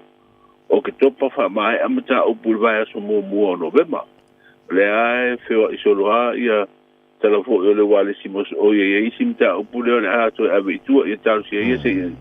yo atu e te fam sino se fa longo po o a lungo ta o pule lua ta o tone fam sino ngol liba yes no fa tai ma wali poti ta to pokalam fo ina ba yaso o le wo fa o le tangi tasitesi male tasi miliona tala e ala le fenga sa fa pito fia me na o ta fa sanga e le fenga le pandemia o ta to malo Samoa ia ta upuia wai ile to po mare ile tunu sa luane apo ia ta ur manga fo yo fa la wi lo fa to sina o le tato fenga palo to mai tu la me fo ia tu la fa pe ia le asa o mai mo ho isfina ngalo ta io le malo na taimi mai fa ido le la avela nam ta upuio le fa u le tang le la va va ia o le tangi le tasi tasi milion o le tangi le tau whaaleanga o le tangi la le ave su e whamsinonga mao lunga i mata upu tau o le su e ai mata upu le tau whaaleanga po le sipo mata upu tau le sipo e whai lunga le whamsinonga mao lunga le a fia imo me o tupe o ia peini taui ono o tūranga le ongo se tua inga a whapea ea ai o te loa e le simta upu ale i le tangi ale tasi e ave i lalo le whamsinonga pa i tu malo e iro i fo i le mta upu i mori anga le tau whaaleanga e su e lai lalo le tū la pono so ngā tū la pono ma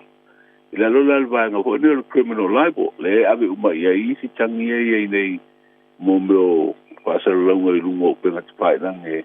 e tau whaaleanga o lo winga la e lo le te me fo e mta upu na mta upu la le u whaelo mai o mta upu la le lungo le whamsinonga maulunga le sure tasi tesi mal tasi milion ale ale o te stata la tapa i si vaenga o le o mta upu ne o langa le o ta o tol whamsinonga a pe o tūlanga na le tau wha a mamala mai tuko e wati le pia le tunu ma lo fa te tele fa mani nei no tele nei vanga ia wa fa fo mbale tunu lam taka nei va so ta tu yai o tele lo pola sau mai mo ai le ta po inga fo el ta no o al fa fo ia lo sa mo ta tu sa mo ma tu sa mo ta longa ele so nafi ai e New Zealand ia la ta ita va il malai wa fa mo le inel mai mo le tunu e ui ina malono ta tu io e te vai i whaakitai fo ia i la tau le sa mata i la tau TV New Zealand ma au mai ia whasa longa i rungole o le apio fōringa o le na mata i wawa le siau kiwi wa le siau kiwi ia a le ala te mata i whaakitai i la tau fo i sa au mai mata to i talonga ai moni lau kina ngā e ui lava fo i tātou nau tua tātou umai nau malo ia wawa e te fo i te umwhi ngata mai ta i ristu sa mo o makaukia ia o tātou tālonga le tō Samoa ia tāpena ia ai o tūranga hui ai asi me whātamalai ia o tātou misi la vanoa na tūranga ia le whātinonga le tālonga ma ai le tālonga te tātou te maloloa ia kako pia whio mana le tātou tālonga mani Lei hala va tula no fa mon mone ngam bana fa ai lo le tino wa ta penanga ia mo ta ro tala mata mai sa mo pe ta va fa mon mone o le ua tari al kapeneta ta sanga mai fo ma i New Zealand fa au pe si aki mtong tingo le pale mi i Aotearoa o te tau le tongi o bataimi ma alau ni tu ua o le mai al fuanga tau tu pe fa matinati o fa au pe ona ave fa fo ngase mai ro tatu ko tu mo tongo fitinga o le o te ofia le fionga le fo le alo mika e le to fete stasi to mali e ve ma pelestene lango tatu fa msi dongo ko no mo swafa ia o tala ia le au nanga amata fa la telefon timba sani tabai tal balo tanto talana pe na fa fonga tu e fa lo tele e le tu fo le fionga mana amatel ne yaso le lei ai ta tele fa to fa nei Taeao o le se tala mai la mai tau le mata ko ne yaso Samoa o le o ia la te ingo ti mo mafo fa malo sia mo lo fo no mo le tino fa pena fo ila te ingo lo longa mo fa malo sia mo wi tafe uma fa pe no fuanga ya fiango fio Samoa o wingo le tau i le so o se vai ngo fite ingo sa vidi mati mungo lo to pe lungo Samoa mai au mai ti munga fa pe wila ma fa tv ya fia i tatu no vai nge le tau mo ponu mo sa va i le so mo fu le dei e ta pe solo i timu mai ma mafa fa pe wila ma fa tv inisio taimi e fa tau sa vidi i taimi o ti munga ya le tala le tau mo le so mo fu nei Luas fulu October. La ngal mana fa mano fa te tele lava mo nei Taeao to mai ta tu ngal wenga wa fo ile fa fonga man mai mo mai le no mo io fa mata nei fo i yaso ya man wi ia lo Taeao to tasi a tabai ta to ma fu te ia nga tonu e u ka ko ma fu ka mal to sala man wi le yas te lava mo io fo ile nei fo i Taeao le fa ngal mana tu ba tanga vai tipi tanga vai le sui al ta to radio Samoa pia fa lo te nei nei fa nga ia wa fo ile fa fonga mala mai mo mai nei fo i Taeao fo na wa to ta to tala fa lo tele pe tala valu e le tau nei amata ia ta to tala mai Samoa nei fo i yaso to radio Samoa for lima e ba tolu amo taro from Youngest Fan on the Taeao.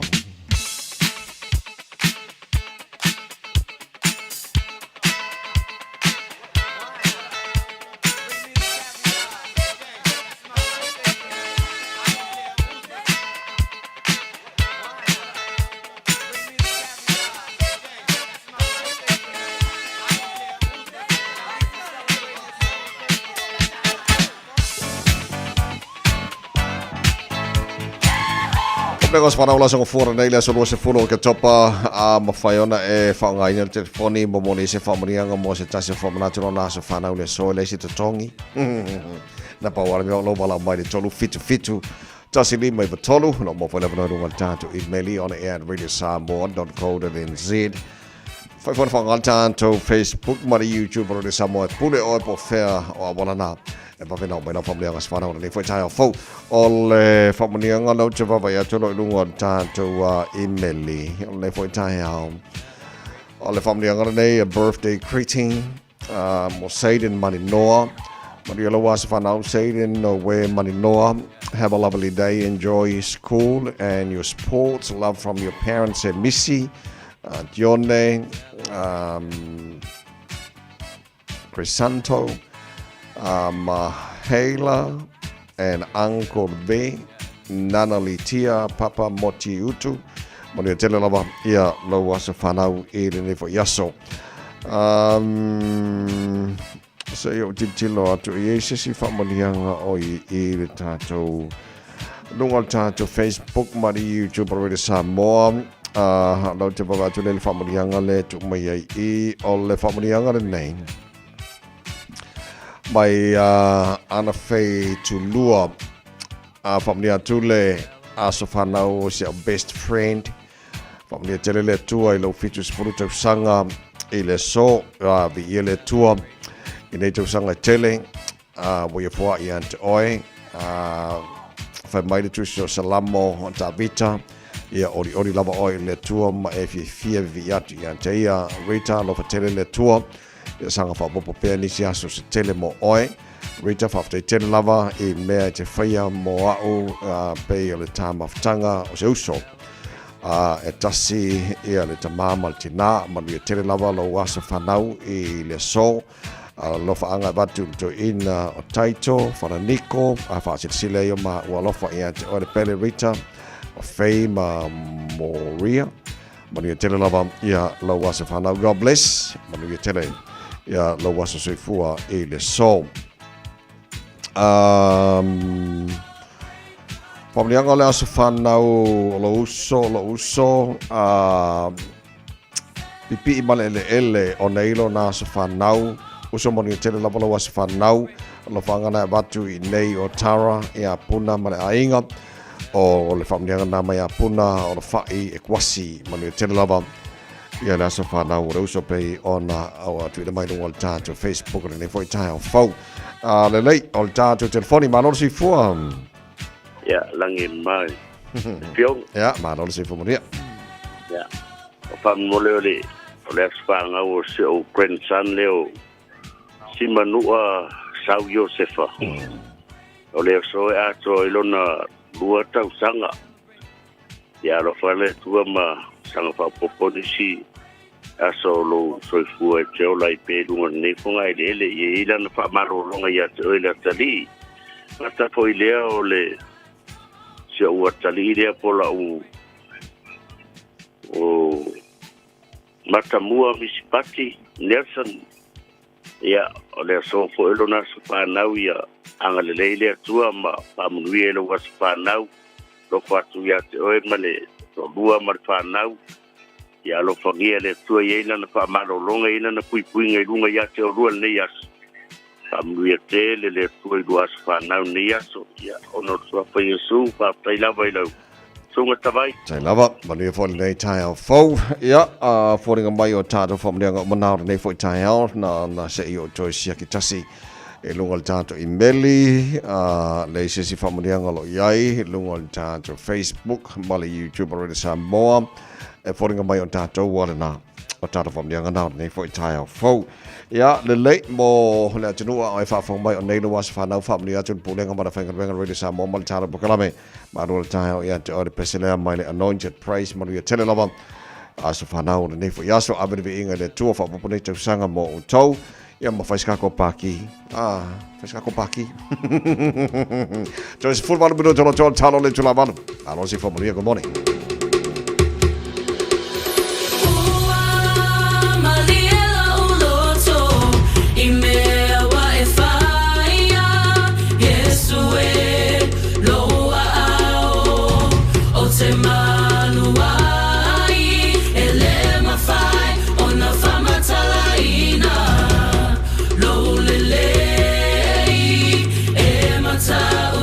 Tele o lo alofa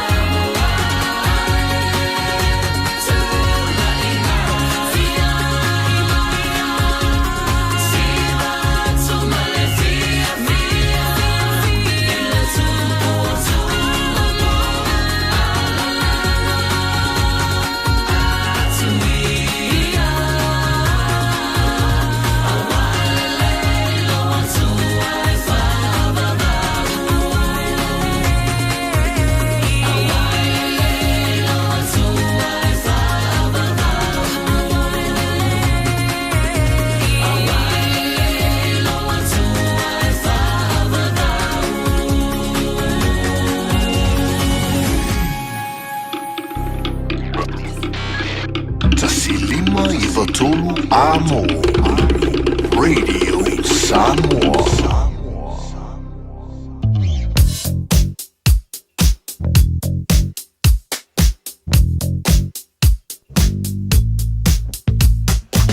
Mawana le se fala bala vole jamai le le ni bangare Taeao malo lava avata vale malo le on sai malo fato toa ke lu wala nei time le Taeao la mana ia le flow le traffic se bangana lava nei vaenga o le malanga mai sifo o lo tumona poloka ku mewa nga fenua pai poloka foi mata mai West Gate fashion mai Royal Road fapina fo Lincoln Road on ramp Tiara 2 on ramp Bainga poloka na bota to malanga mai sifo fiololo mai le ma Tiara 2 nga Rose Bank nga Point Chevalier la PCL flow o mai lo Point Chevalier on ramp nga a Western Springs on ramp poloka la ka ko nga bota to malanga mai sifo Tatolo lunga le State Highway lo se fulu ma na PCL flow di lay after poloka lava ele pasi mai Olambi Drive on ramp around Rainbow's End ale o le link o lo se fulu nga southbound State Highway 1 faz poloka ne banga le Taeao mumu mai I le city bound o le State Highway 1 I ne banga le Taeao pasiatu I Highbrook round Mount Wellington banga poloka la night Taeao uma pasiatu I Alice Lee Penrose fasola to Green Lane New Market Kilisa flow de leia PCL flow de leia Pai foi poloka mo tato malanga mai North Shore anga jablanga Kilani around Rosedale, Wairau Valley, Takapuna, North Coast poloka ia nei banga o Taeao lunga na wala la papa Harbour Bridge flow delay se ia pa ile tolanga Kilani lunga na wala ile nei taimi o le Taeao le tau mo oe al radio Samoa after vale lola ban on sai nei Taeao tau sia ia tu mau sanga le mua ngai foi na tino ngarwa mata ole nei foi ba yaso so se fulu ma de 2 minuto no tolo tano le tula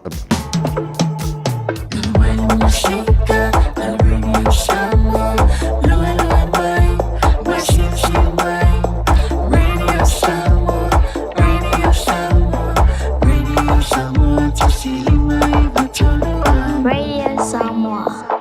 Tato te mana nao umalawa ia sao le whainga o loa tau whaonga. Ia mana tua, tau whaonga o loa umatasi, lua malilima e puipui ai le tātou pāneta. Whaonga sao o loa tau whaonga. O le nā wai o lima, sa Eliane I Auckland Council Recyclables, Tāmaki, Tūriki, All Together, Auckland.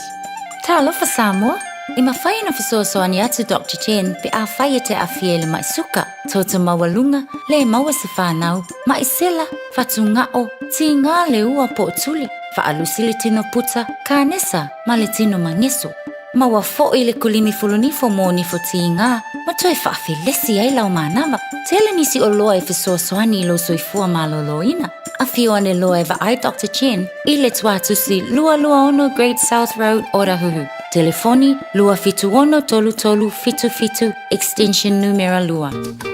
Poi loe mawhai o na whaongara o Q7 e whai ma te pause moro whare mōmua. A whai fwoi o Yeso mō kesi e mawhai o na tato sosoina o nisi a wala I whare tupe e sese a tonu e whetau I tūlanga o roolanga timinei. On mata o unanga I Supreme Mortgages, mata o te fisosoani e sue se tali mo first home buyers and refinances. Parau mai au Sam I le oruatasi o varutasi toruiva varutasi pe emaili mai I a sam@suprememortgages.co.nz. O e mo mia se fai mo limo ngā nuenga o lo mauta pisinisi po malu tā pua. Mana tua lola matavanu electrical o te vanga Filipo a kauasilia ma le lus ful tausanga o tautua I ngā luenga wha e le tise I Samoa ma New Zealand ei. Wala au lola matavanu electrical I le olu wha. Moni quotes pe whilo I fo I whatala no ngā luenga o loo fuafua mo le wha I unga o le ring tausanga ai mai se le tausanga fau. E mawhai foiona e emaili I le info@matavanuelectrical.co.nz mo di si whaamtalanga.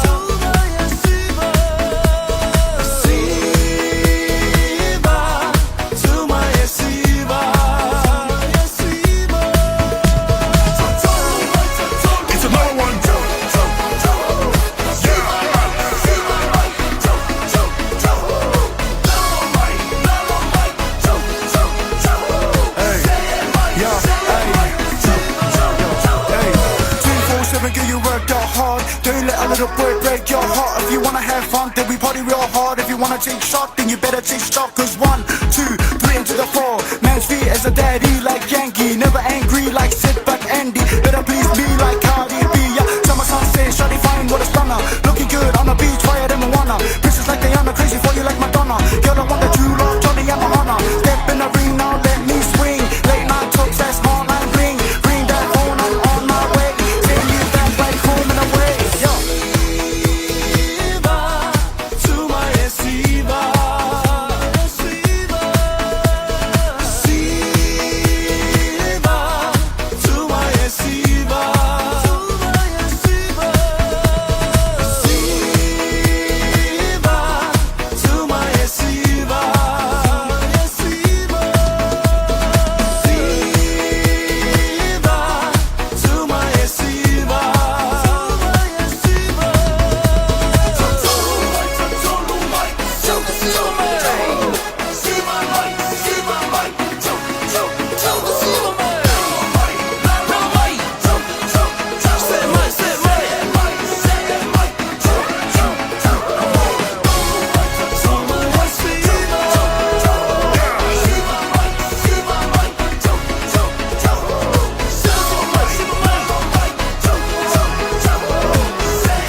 Fiu sebo le tu funga tu mai siba hin wa joni mo video jolo jor chalo le tu la balu le tu mo video Samoa se fulu lima tolo amo ya ku lai mai si van fanga ko sumba le e o mo le sumba so matano tala mai Samoa la matanga ni mai aso le fa fonga po kala mi maro tai how video Samoa se lima tolo amo la matanga ni mai aso tan tu yai wa luas puri ya so to bol chano polo wa lua pe luas se fulu mara lima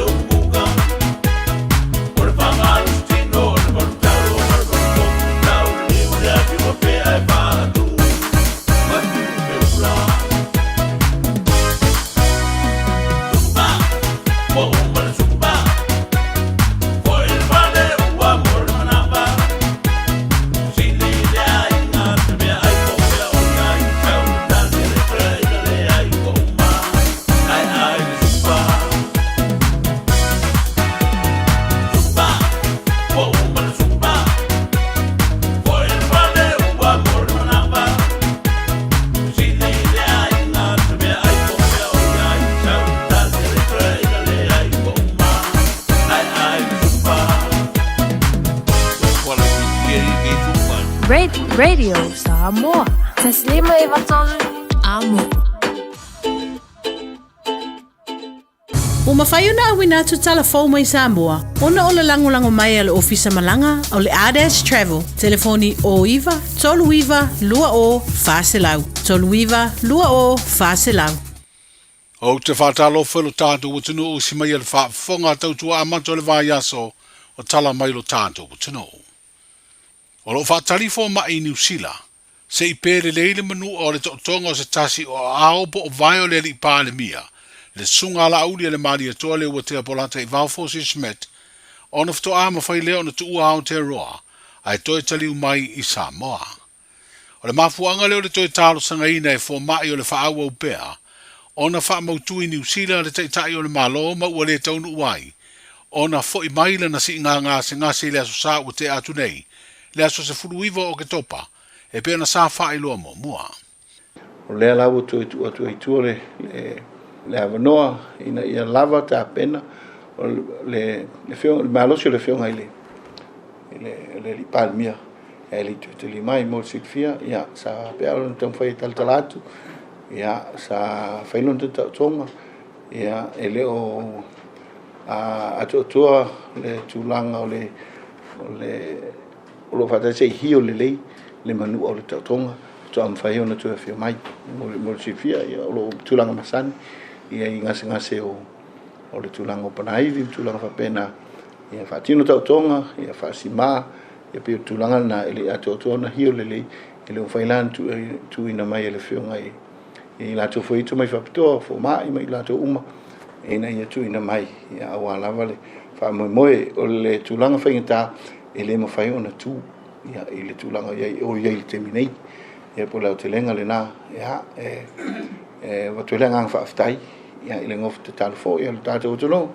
ia au whengai le whionga te tai, ia ma le sa ilinga malosi, ia tonga whitinga fōi, ia mana au tāpena ilo na soifua au na au alawa tau tuaina si tātou no ma whamalo talo whamalo tapta puai ia olo solo le me uma ia au alo na tu se ai ia lo mau foi loa inga mai le tai sol vai aso ia au alawa le whafoifoina o lo tātou watu no au tu se ai nei vai taimi o le si ngā se le whionga i le pāle mia e pe o na si le fia sa to tongi elo na ainga ai leo le malo e pei o anga masani o se siaki whaafo mai, po se tonga fitinga whaafo mai o le teitai o le malo e whaatino, ma o se isi leo fesili na tapa ai se fina ngalo le sui pāle mia, i le whailo inga matu sitale le asfareile o mawai.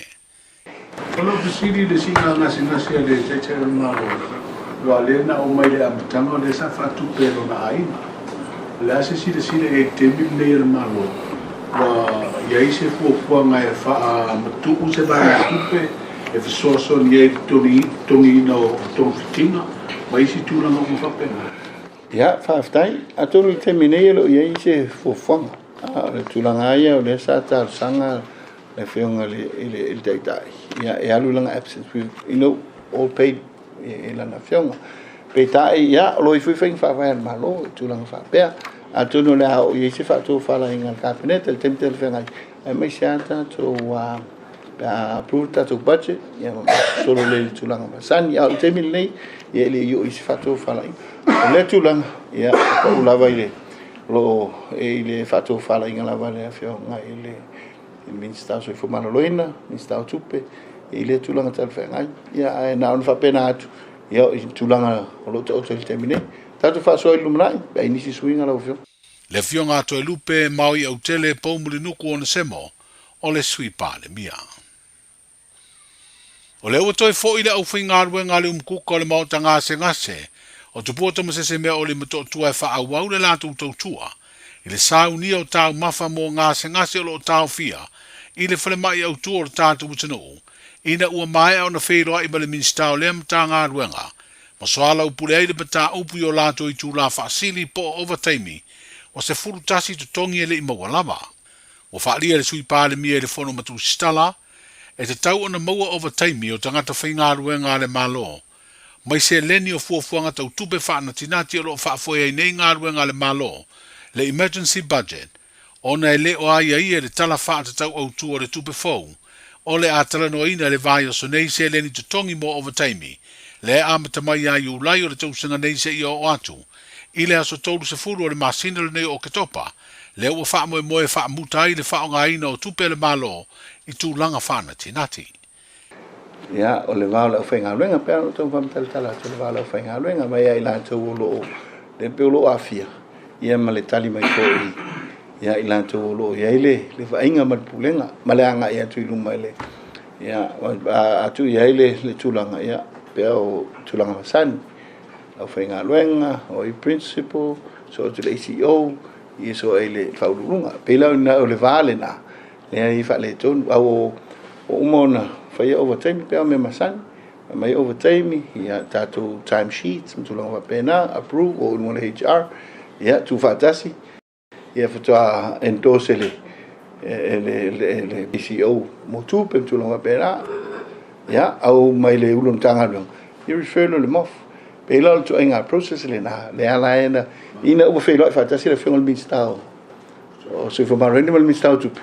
ia o tilo mai vaenga ia wa ia male ma le CEO wale. Aso fu mara reina ma le CEO wale. Tu pe yung vai lon fa pu le vanga. Au le tua tu langa masan pe au na ai lona winga o se le sona. Ia tatu ai mau plan ma mau tu langa u mai. Tu no nga langa tanga lo. Pe tai ona o le temi o le budget le ia pe fa pena. A pena le tu langa. Ia pe lona winga o expenses of vastful. Ia lena approve money.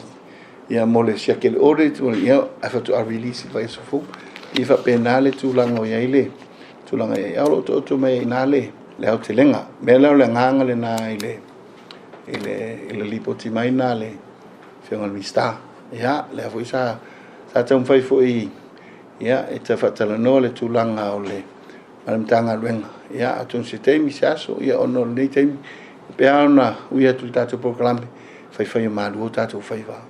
E maua tātou tūpe tau te hangai le uma. Ia e o lo o le tālu, ia, ina ia a ngai mai, ia, tātou ngā lua whatasi man whai ngā malo. Ia, e ma whai ona tali atu la waunanga. Ia, iso se taimi. Manangang wharon? Alo, si dea toi tau ai maanga le o le kua la o le tala le tupe le au tū le a tala no i le parabene le nasa o. O ia tonu la mai fuafuanga ina ia toe te tongi ia i uma o wataimi ia mani tupe o tuku ai whamani anga tanga whinga runga na maro wa le la tato alu e roe talo tupe Ia whaftai atono e taha ua le manimo le vaenga o wataimi o taimi o tea a le pache le pache ia e amata atu la se pasi ai le anga iluma lona winga awa pupu le ai o awa peo o wataimi tua nai ia o le etu tongi le taimi nei fuai submissions le au mai al pache le fa te pena ne ia e amata mai le no e amata me le stores full o le masina le ne o ke topa ia anga ile e manai no na winga le pache ia le pache fa o tau sang fa tu pero fa nga sol nei wa a yaini expenses o yain fa but e te tau na mai tun i le nei taimi ia e fa tino ai pita ia lo ia wala fa tino nga luanga le tanga luanga tupe ia te tong yaini ni overlaps fa pena ile o non fai tongi le fionga le sui pa le mia le fionga to lupe maui au tele pomuri nuku one semo le soludo le vaso nei te wa fi ai le fono au fi tu la fono mo le amata tala no ina o le tala fa ta tau au tu o le tupe o ngase o nisi o le tatu usanu bo le mafai le tonga fiti le au nanga le sui fu malo ina i Samoa ma mafu ai ona ave atu i New Zealand ma initia e va ai seisi fo mai ma fai ai tonga fiti o lo fa au o pea ma o se por kalame le tonga fie e ui na tonga ta ai o lo ave pea le fa mo mua le malo le soi fu malo lo ina le leo tatu tangata e pe ona fa i lo le sui pa le mia nisi o ngase late i le se fulu ua mai a fa ma o nia le kapeneta mo le au inatu i fafo mo sa i ngā tonga fiti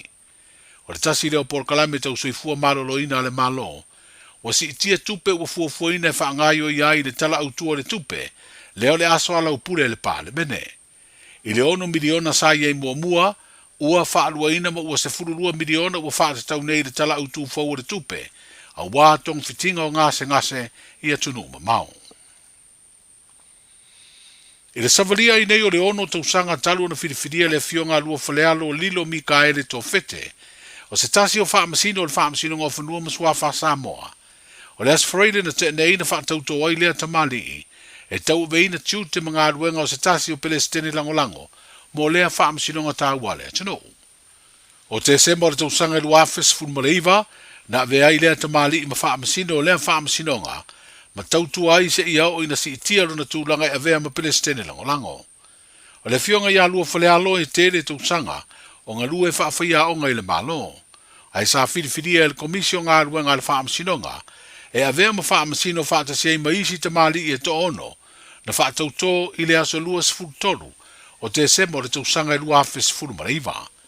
O le sauninga na whaatauto ai le Pelestini langolango fau, sa whaia lea le maota whaamasino i mulunuu, i lumola na fionga i le Pelestini ma le sui Pelestini, whapea le mamalu o lea whaamasino ngā ai maise, na a wai matau a inga o le fionga i le Pelestini langolango, wa se e nei e tau ave lea to finga mawalunga, o le whaamasino ngā o whanua maswafa a Samoa. Tala amatai o le nei vai o sa fau, soifua. Talofa, we're the Katinas. Talofa, this is Pat Lamb. Talofa lava o a ola pi marina, mau pela o li tio. I le radio Samoa, tasi lima iwa tolu amo.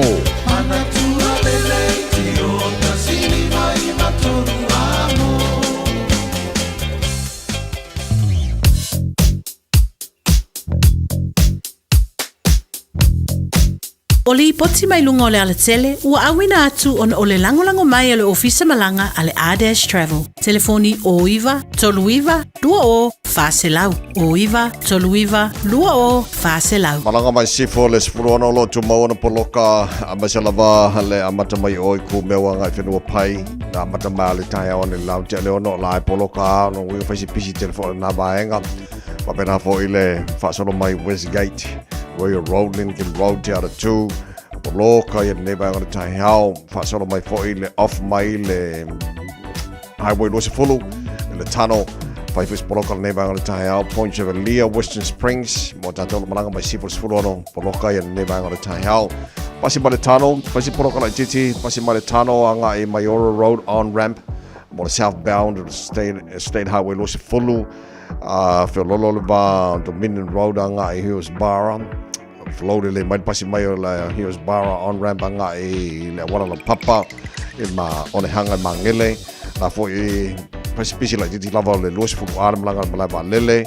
Pisi le pasi mai Massey Road on-ramp. A le flowa poloka i le southbound Losi Fulu around Rainbow's End. Lampy Drive on-ramp. Vanga poloka mana le vanga le Taeao. Jumpa fona poloka i East Tamaki Road on-ramp anga i Hyde Brook o Tāhuhu. Benafa solo tuai Mount Wellington on-ramp. Alice Penrose on-ramp Poloka i le nevanga o le Taeao mo tātono malanga atu i city-bound o le State Highway 1 malanga atu nei sauti nei anga tauranga i Kilani. Poloka fo i North Shore, nevanga o le Taeao. Tele si vanga o wala Mount Wellington Highway, mai Pamua, round Silver Park. Poloka i le nevanga o le Taeao. Te ara to South Road. Poloka fo ia le yo le on-ramp o le State Highway Sfuruono, city-bound for bena fo i le Sfuruono westbound. Poloka fo le nevanga o le Taeao, around Avondale, Race Course, Ash Street, whaasolo tuai i Great North Road, Point Chevalier. Poloka le nevanga o le Taeao, maltero isi vanga na wala pita vale. Ya, to maltema lava na sai. Ya, se i utangia fo i nai whanau mate le aonga. Te me kolo sel whanau le aonga whale mbolo sai nei sango le munei whanau nei Taeao. Le poti longa la wala o nato whalalonga le taro company lea. A whai o fuafua sa umolanga mo Samoa ma le Pasifika. A whio ane loe le la lao le R-Dash Travel i le tasi malu lima Great South Road i Manirua. Po o le fito lua o Shaughnessy Street i Papakura. Mo wa pase se pa u. Wala au loa le R-Dash Travel i le o lua lua whāwalu o. Po o le o iwa, tolu iwa, lua o, wha o. Le R-Dash Travel.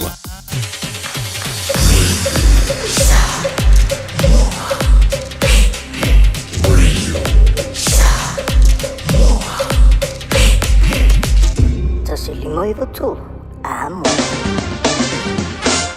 Taylor to know by Momala for a bang on the time, all buying a lot of money, nail, talo, tauba to Samoa, Louis Futolo, Yale, Mafana Fana, but the Velo, the air, what the value Samoa, to my wing or the Tawi Samoa, Elangi the lady, so tell me about Timu, initial timing. Tomorrow in the Louis Furiba, the total is a full degree Celsius, Morunga de Velo, the Samoa, Ilenia Song of Fua, Louis Fulu, Malefa, Ilona, Maurunga, Pangal Tarapocalamis, Bangal, to know a lot of my mom for my Yelung on Facebook, my YouTube, or the Samoa Malu Lava. Ia se for Maria for penafo inisi of my mom for my America Samoa. Ia ne bang on the Taeao. Tado pa tulang o ile tau telo bang Australia. Good day mate. Malo se for Maria ne Taeao o mai tau. Fasi maru lore la moi Canberra ne bang on the Taeao balolo iai awol popole o la fa solo na malo se savili lang de leifo de tau mo tau o le bukwa ve la la e tau se fulu mare luo lona maulunga. Se fulu luo lona maulalo tu mo maru lu Hobart for fitu mo ngor malu lu. Sono pa uti muni so temi malo si for sabili o tele isi vaenga iai i Perth Australia as fruival maulunga malu on air malo si for sabili pa uti muni so temi los futasi maulunga ma fan on air mo mer pone malo si for manuia mer pone nei Taeao pa una wanga ni so temi lang de lady tamo tau e ne fo yaso o isi vaenga fa si vela tele Adelaide ma va tola pa uti muni so temi no su farma no vela o ile si vaenga sini Australia oka e ka fefe vai ia sing malo si fo moria nei Taeao o la suru matanga o fira la mo tau ni aso tolus fu tolu o le morunga na o le vela fa mawina mo sini Australia le so Brisbane Australia ma ro sui fua so suru matanga o fira fo le la mo tau lo se fu iva morunga le vela fa mawina mo nei aso la suru matanga o fira fo le la i Darwin tolus fu ono o le morunga na le vela fa mawina mo Darwin le so vaenga mo na Australia ma tulanga i le tau amatanga nei vai aso wata to yai se mai tano tau ile no whaka whasalonga Radio Samoa tamaki makauro o kilani sfurono o ye malu lu ne vai ngona Taeao ba ba to le manaya langi le ma le tau o winga na tau le so le whasalon langi le lei awa ni so taimi lu se fulu ma le lu ma runga ma fana fa ma wina mo o kilani ile so sfulu ma le mai lona ma walalo Taeao pa o la whasalon awa o pa utimu lang le fo initial time tu sa le ma fana le ma Taeao lu se fulu lona ma walunga mai ga yon tuatu awa lang de le pa u timu ni so ba nga okilani la so lulu awa fo pa timu ni so ba nga okilani la stofi pa pedama la so raile fa so lang de le la sto nai lang de le fo ile aso sa fa mo mo ba tu na mai la mai tau ne fo time o le Taeao e le tajunga mo le tunu ala lampa pa au ni so ba nga kelope Lo maria mani tau mo tau le nei foi aso fo wa tan to o le tau mo le sama so lima I tolu a mo no was full fit mo afa no te atele tu la valu a fa ne mi sia tatu tala mai sa mo pe ona wina tu le nei foi Taeao to fa sala wina mo oi pe tali tu la se fu mo le lo na o le so ma fitu po ana nei o le si fa pongo tatu tala mai sa mo le tala valu e le Taeao wa fa fonga mo fa longo mo e si fia mo lo o mena lo tu pu sa mo nei foi Taeao le Taeao ya bantuane le fe ngol tatu por mia le venga la oli le mali toa le watea polata bao forces schmidt o lo tatu yepe o kilani nei tarifia o le watea itua lona mota ia fatu tali ai ia le taimi foi wa ia malo lo le lei ia ma hio le lei tulango ia foi nisio tonga sa fenga ia lona au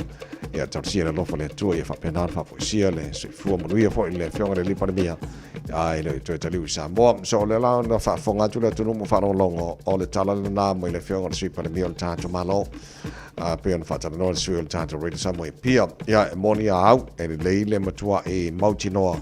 ia fa poesia se fu le fenga le pa mia tanto in New Zealand e le manosi atotoa ia ele to tali on favor e le tino Samoa so lo taro di tilom sala po le vayaso do vayaso ia tatou te iei pēr ma le whionga le parami e tono ni sera nei sa ia mai lama le kilia mai fo mai ia ona whapena leo na sauni ai mo le tue te liwi Samoa nei vahangana na mo le whafo mai le tino nei Taeao o le o sifuru iwa le watea nei le tula valu ia le leo na si mai lau whafonga nei Taeao fo mo na mtanga nei vayaso tatou mau wha Samoa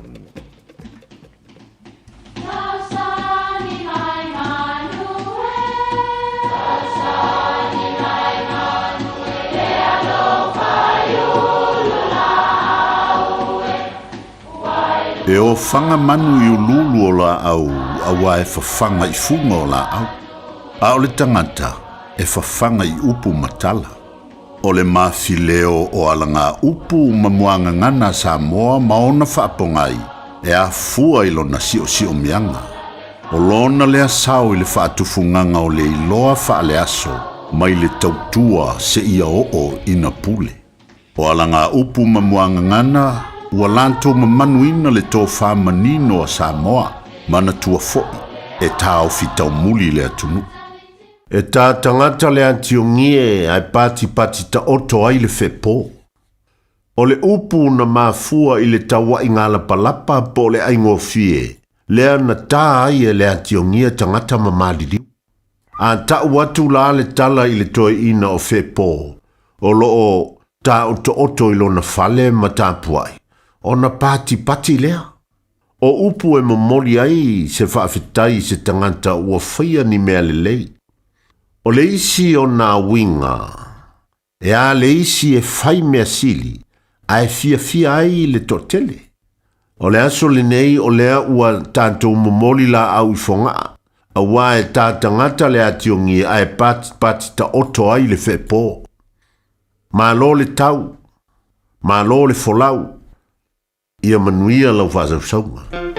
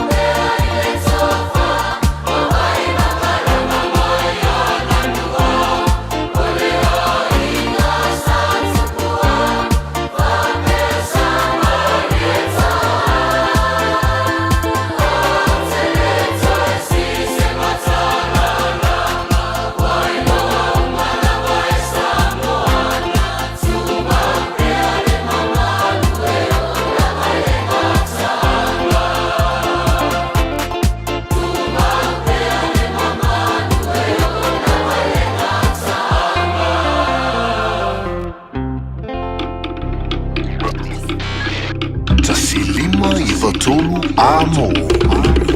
Radio Samoa. Tato te mana nao umalawa ia sa ole whainga o loa tau whaonga. Ia mana tua, tau whaonga o loa umatasi, lua malilima e puipui ai le tātou pāneta. Whaonga sa o loa tau whaonga. O le nā wai o lima, sa Eliane I Auckland Council Recyclables, Tāmaki, Tūriki, All Together, Auckland. Mo tupe whamomoli Samoa, mana tua loa le Pacific Easy. Oro whaua pe le tātou whapitoa nao le lima tala tutongi pe ai whaunga ina le Pacific Easy app. E whatino ai au tupe whamomoli mai lau telefoni whewe ai. Olo awano fo le tātou direct transfer, ti posi mai e lau tupe le tātou account, ma whamari eina whasiri lunga o telefoni. Ma whatino la fwaina o lau tupe, ai inga whapitoa. Ora tongi no pidio le pai, mo li, teo ngā tupe so se whale tupe Samoa, pe to tongi no ngā tupe e le nupi wha Samoa House Corporation, po le Samoa Land, ma so se au tanga Samoa, o lopa whai na whatino uma I le tātou au nanga o le Easy Pay. Mana tua o whaso ponia so se vaenga ni usila yo tātou lala, o lo avanofo yo tātou ofise tolu yo Tara o Tāhuhu mamangele. Me wha ngā le Pacific Easy app po le direct transfer, me wha sawa I lo taimi, ai sidi ona wha sawa I nau tupe ua taunga tāle penisini. Mon hisi o whamtalanga bala au le o varu se lau o tasi ono, po numera masani au ki lani o le lua fitu ono fitu iwa fitu wha, ma le lua fitu ono fitu iwa valu wha. Pacific Easy, o la ba anga mo tupe wha momori Samoa. Oh my, fata mo al falo chicken and things. My popcorn chicken, crumb burgers, my marinated wings. Le Chicken and Things, numera ono di Melvin Road, Onehanga. Te tala mai I le iwa le Taeao anga I le lima I le afiafi, a songa fua I le asu tofi, ma le iwa le Taeao anga I le tolu le afiafi, I le asu wharaile. Telefoni o iwa, fatasi ono, limatasi o ono. O le aiai si whaapitoa matau tia mo le tatala aloa ia o le Chicken and Things I le aso ono o ke topa. Talofa Samoa, o Atish Narayan, o le Licensed Immigration Advisor mo le Auckland South Immigration Consultants. E visosoani mo so se tu ai ngā visa e malanga mai e New Zealand po Australia. Telefoni mai nei loa I le o valu o tasi o no valu wha fitulua. Po le olua tasi o no valu fitulua tolu o. Talofa Samoa, wa ule nei o kāsputi alu, a wale sui alingila ura ule ki o. A eva mai ina se furu lima iwa kolu, a mo, Radio Samoa, vevela a. Aole anga kongo le kako kai au pasisi le fai le ngeu mabaonga mako suya I vai. A mabale lupe male upenga o le a faso so. Wa usila wa faso so. Kula ise Samoa e la uala nga upu, e mama e le taba e yona fulu, e avantu ai se pautu anga, tau fi maulau anga nuu, a tau nuu oni malo, le au manga wa tau faimio, ali itaya o le nuu, e topu le matai ma le aba e u. Sanga ia nei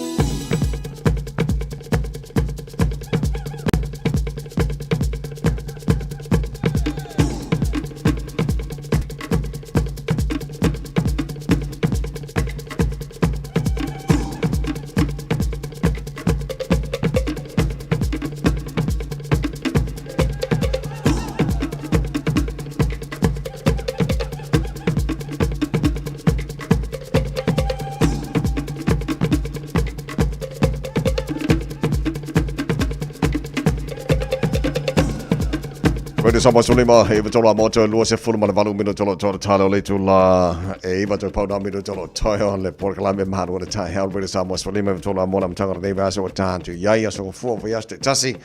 Allora il tano proclame tano no to le mano le Taeao e te mari fo le no e le matanga wenga Malu malo tano wenga lo leo in New nei le fio fo te mari e satini o tanto no le fio ga to brabao se chi ascio ya all fa bena na fe le fo matano proclame le aso fo mo le aso fo ya malo se fo mo ya le fio ga satini to brabao nei Taeao fo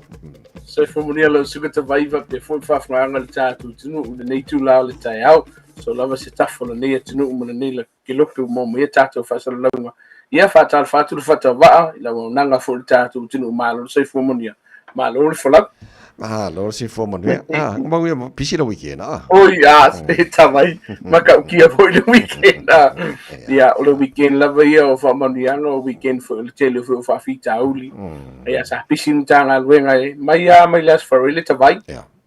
ia e stemi tata no tata parade ia e whaftai le tua o maua fo ia le nei Taeao tanton fo isa mo se weekend vi fia lo sunga male tua male no fa Manuele weekend fa ngor vai aso pisi la fo ia le ngato talonga al tato to Samoa ia o sa uninga fo wala ka ngo mo loku nga oile e makau kia fo au le loku le ngo vai anga vai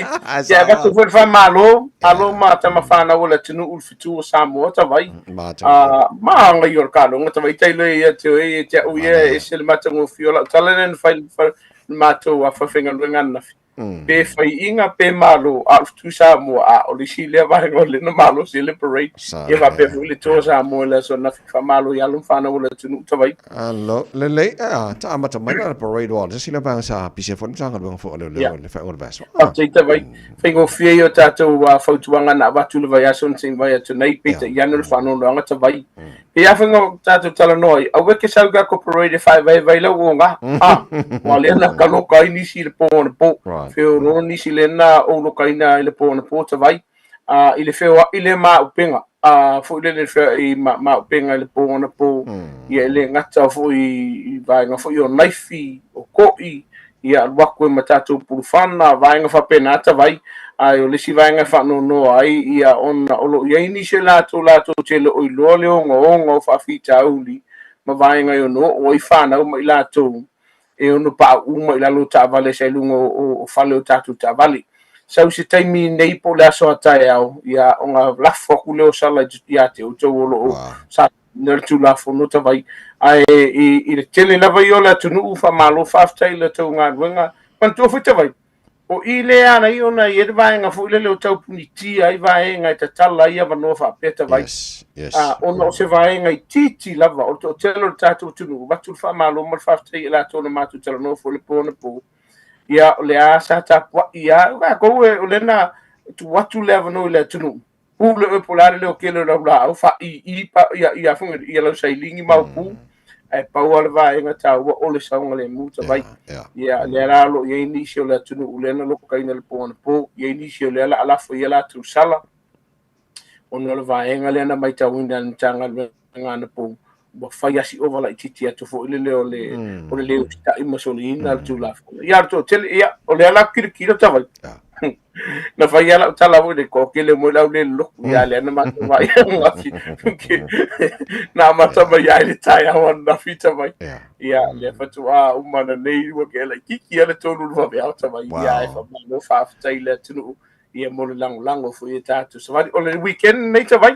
e le ia se nga ata vai okay mo ia le sa ngole mu fa mo le sa mo sa ni atu tatu sa vai le weekend nei wa le weekend pito silina na tele fo le mal mato titi la fa si pisi mtanga no ta okay ma lo fa tai ma wo fo ile na pisi fo mtanga no nga jelo ta male la velu ngala wala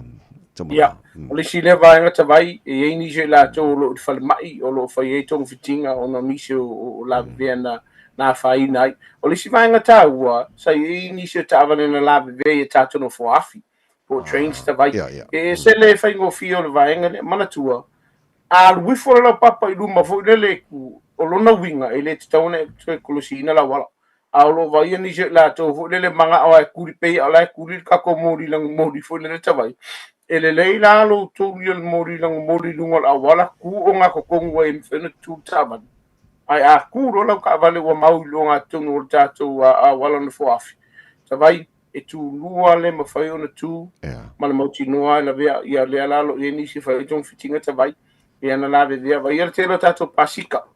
le ana so solo men tanga lenga le manisi fi pasika na la vea le weekend le lo la matia so fu le tu no nai vai nga la iti fa mo le savai lunga la wala pe na a fai na ile tu no so nga tu la fono ia ma la to fo wa fi vai nga fa mo te lo le si vai foi le na pisia ia le tanga le o la to ia pe o lungo sami sa po o mai ma lo ni si foi lungo sami to mo ba ya e ni si no ma mo la to se fu to vai ma tu foi le fa tato por kala me la vai so fa ma na tu le tu no vai a fai te si la tu ele o le leile ta fa mo mo tu se ili li si aso la le o le kele o le ala ma o le package sei ma tu pisa ta vai a lo fa sa o le ala so le mu se fu le na ye ni si la tu no ma lo se fu sa ele va ia mo ia na fai la tu o fu fa o la pe te iane ia wale mfaiona tau fie fu e ni si o vai nga wa fi ma le mo o le vai nga pito sili na tau a fai e te le ma sani le o nga sami ne te fu e te ale te pangotai o la fautuanga alua o le vai nga ma sani le e te alua pe fe sili ia ila tau e ma sani o no le te le o le si vai nga o lo a fie ile tunu ma le si vai nga a fai o la e ale te pangotai lungo o tato va a famu mo le pe kala wo fe o te tau mawhaina le awa malosi au e whai e tūlanga whamanu mo le tawai. Se lau pasene le whamanatu. Le lei, disorder, te lopo na tau fo le o le tau pule foi, ma le usta i foi ngalwenga foi maru mano. Ia, e au fie le disorder lea o ve singa i whalekalapu tawai, o fusuanga i lungo le awala, o fusuanga i nisi o hold foi le community o lo whai whangala tunu. Ia makako parade foi, o lo vai e bel to tele. O le to tele o e tafa fau ka fau le a le to tele ero le si ala le su fisi tu no fa fonga da tu no malanga no fa maina o le si le vaenga e o te fai mane lo fe tato fa kala pule o na ina o lo mia fo le e tanga tato tu no tamali o tato tu no o le la ave ma vaenga o le a lemon wi ai fo le ia the reputation po o talanga fo le fale wala ngadela fa ile ngalunga tanga lunga o le faia o le vivesi a makalonga tapu pune tato falkala fa mo le fa ma se lo fo la fo e fa bisini se la to nei a fa wo e si da fia ma e la ngona wo overs wa ava lutino tu wo lo le no fonga e fo ya tu ai do wo fo ya lo fa sa fa fo ata vai o i o lo tu po inisio besin e ma se la va lo fa na telvo e fa se o fo tavai ile se fulu lua se fulu tolu to sanga o fa na ula iti wow o le fisili o feo i matu lua a fai o no e matu o se tamiti o le ale me o to i ona vilin tanga luenga leo o lo vai o te mini nei pe no ta o se fulu lua nga se fulu o ele tona i lungo la wala pe fa fo mal fale pe ate ele iber se fulu po tu lo fa fo le tno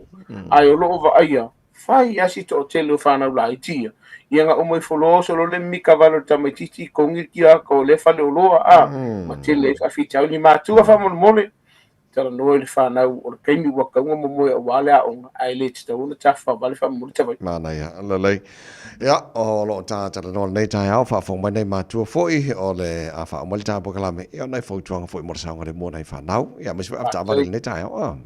tai vai va tul fa ma lo i matu ma inga ia ona nga luenga fitalo o fenga e o vale fa na ele fa no fiele le fanguino le fa na uta ata vai le Taeao ia a le tapena ina fo yo lato me ai ma tu fa mole le fa na lu mo fa le a o pe a fai ma fai no fai le vai a fai la sa vale le fa na tala no le fa na o sa vale fa tasi manisi tanga to tele la to te ula o o woni tala no tanga tele ma sani ai ma tu fo te vai mi nu tele tu tato wa o to nei ma tu o posisio tato wa inga piki le fa na a fai o tu ai bili ia fale a onga e fai si toila i titi atu nei e se tase vai ia le fa na o lo fai sto tele la to fai so nga tu la fono matanga ia lo ma fa na fa mo mole sila to ai vai ngai mo so ngale mu o le fa na kolosi fast food kilometer fa mo mole te vai o le vaenga pito sili le ona ta ua le te tauna sa ta avali a wala sa ngole mu le whanau. Tātou numero masani o le tasira numero le bala au le mtanga luenga le leo I so se whaula whafose o lo tupu te me nei whamon mo le tawai a whai lo se whaula whafose o le tasi o limora tātou numero na e te wala au wai pe ma o whailunga lo penga te whailangi o lo tasi o valu whaiva ne mo se palolo I whamon mo le tawai whamaru e mawar palolo fo ne whakal whalo lo le apa ai ne mawar palolo mai Samoa o tātou numero na tawai so o lava se vaenga o le tūla whonu e te fia mana mai whaftaila turu no wana man vasen se nei te vai ele la tole na mawala to sala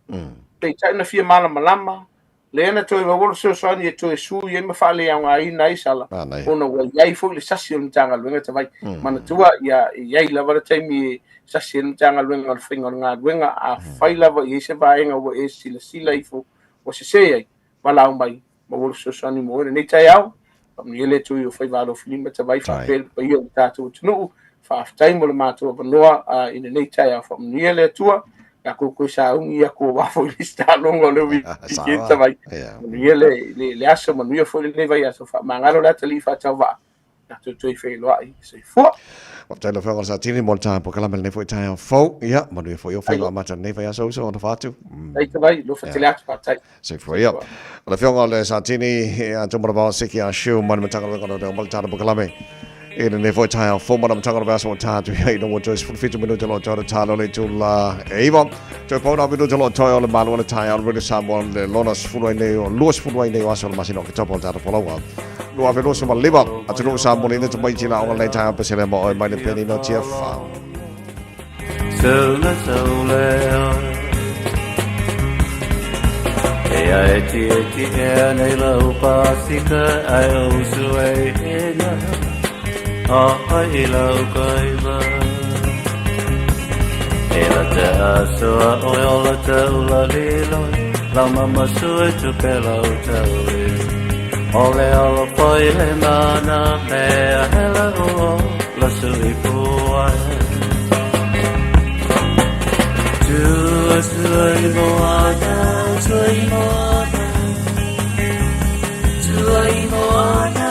Tuai moana tatu mata Ea Vai vai a sau Betuai moana Betuai manu Sau ia pele Sau matinai puai malu Sei nuane ai Ita maule nu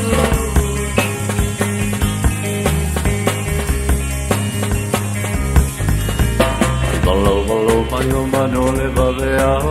Ke pia whalawa Sunga soleo Ia eti e ne lau pasika ai o sue ena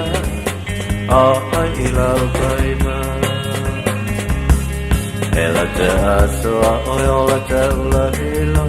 Lau mama sue tu pe lau tauli O le alo fai le mana Mea he la ua Pasu I puai Tua I moana Tua I moana Tua I moana Tua I moana tatu mata Ea ea Mai e sau E tua I moana E tua I manu Sau I alau pele Sau masina I puai malu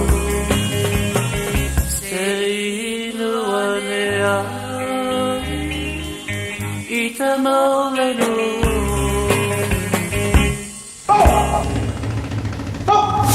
Radio Samoa tasilima iwa tonu amo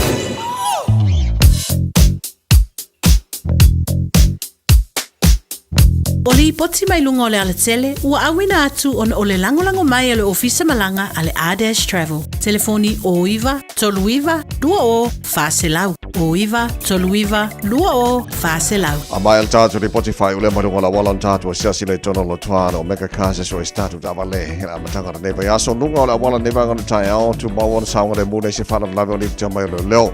o lo ilawa neva ngana lo paisipoloka le neva ngana Taeao a mai se tātou lo malanga mai si sifo o lo tu mawana poloka i le maa Ponce Valiama Western Springs a le o le link o le sifuluono anga State Highway 1 southbound my State Highway 1 northbound e bangala Taeao lo tu mafo ona poloka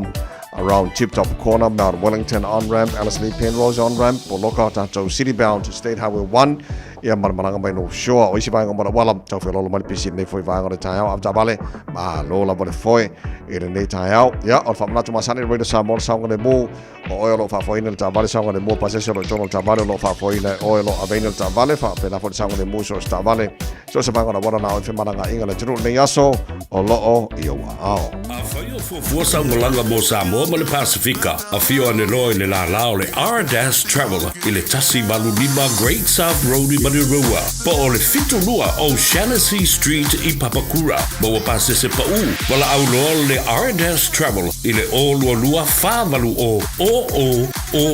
po o le o iwa tolu iwa lua o wha o le R-Travel Tau mo roi sama svalima tola moto es fullo mino tolo talo le July vola tatu siasi tono lo toale o mega cars a fello toale o mega cars nei aso whawhila i sunga tung sia Bill Wilson whamamlama i ate oe i launga ngana Samoa le te lo vaenga mai se lava kon kalaki fo i o le whenga inga oe ma le whalta vale ia wha mai mofo oi tono lo toa le te lo ta vale tono lo toa ale o mega gas tung sia whawhtai mo temi le taia malo le seifo moria ia lang matapi meranga lava si nga sa mo lalo patalo fatela sunga le au tabai ia pole tau tai por tatu por kalano de Malu le Taeao ia wa fa anga Samoa mai tu fio la lang tono ate voto no tatu la panu i Samoa fa pena tatu usi i sai ia pa malo te tu mania pa malo ta wa sai fatalo fa anga Samoa malo le le Taeao tabai lo le se fo ma lo fa tai tong sia le Taeao ia le o ka ko fo yo le ola le mesini tau a tong sia o le ola me sa lele la ta bai lo ya ele se me tenho fatino mana o ta pa pele mo le la ta bai amene sa lele ya ele ia la o ia to tas ya lele ya amayal tani pote lam tangal ne va so fa mo mole ya ngang la si fele ni tu la ta e fa ta ia la sunga ta bai mo ma tu pa no foi pa pele pulenga ale si fonga sa mo ta filima i batolu amo e te fatalo fa nga malo flo mo mi Samoa fa malo fo le tawa tai ia na me na fa manatu wala te lata mai fo i fai una ko le lito sanga yo ia durang ia si ai ma ta fa onga me mau ma ia te tau lava ona le lei ona ta pina ina lo sa tu sa pui la fa pe ti fa to ki ta vale ia ma tu la yo tongsia mo meka yo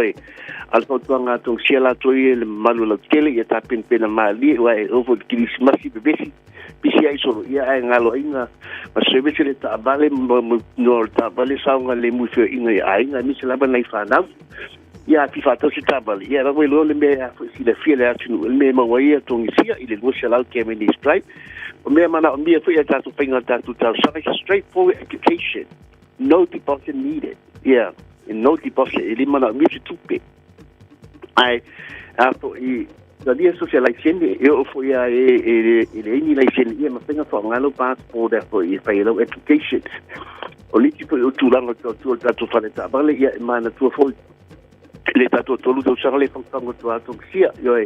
la tio tu o ta ko tu sangale mo lo con kalate ya fo i service ele ta vale ele is tu pe tu mia tu sanga o lista la ino la ta vale ele is tu pe tu mia eu fu mai fo ile a le world fitness por fa pe ina fo pole a fo e pasi ina la ta vale ina ia sanga le mu e lu al tele e ele is tu pe tu minga mana tu ta to fa sa long fa pisi e ona ia ina fa pitu lo yai oni ti tu langa na tolio ta tu ta vale ele ta vale fa ile pilinga pa su me mata la mai au mana tua talia fo ile in talia la trading le ile mai la trading e fo e so so ali a mai la lu ta vale ia na fo in fa pina tu tu se le ni au pa mana yai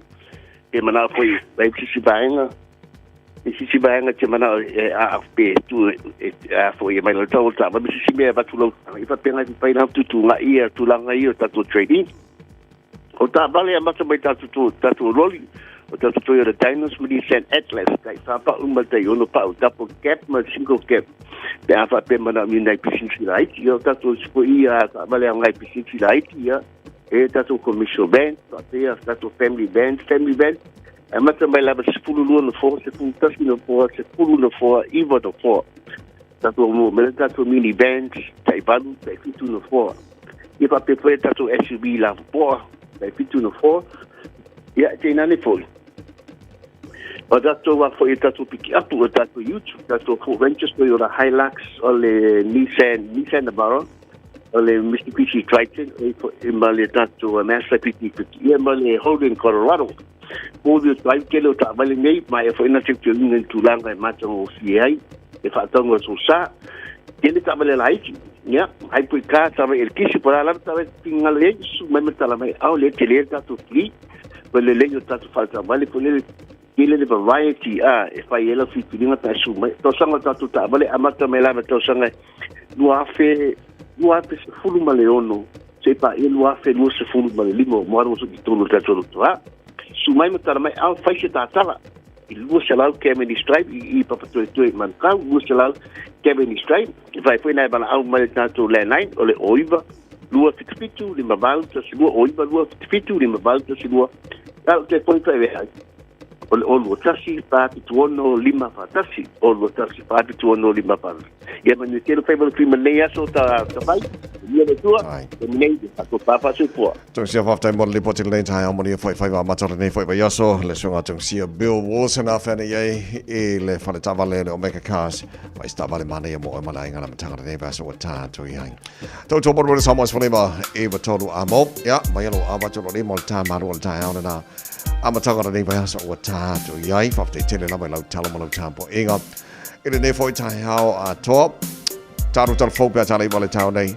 Malu proclame fifia mai ele radio Samoa pa o wailan to mo oil ni fa so for mo nei taimi mo ia tele la nei yaso stay safe God bless to ora nei tamai many so for mo ia manu ia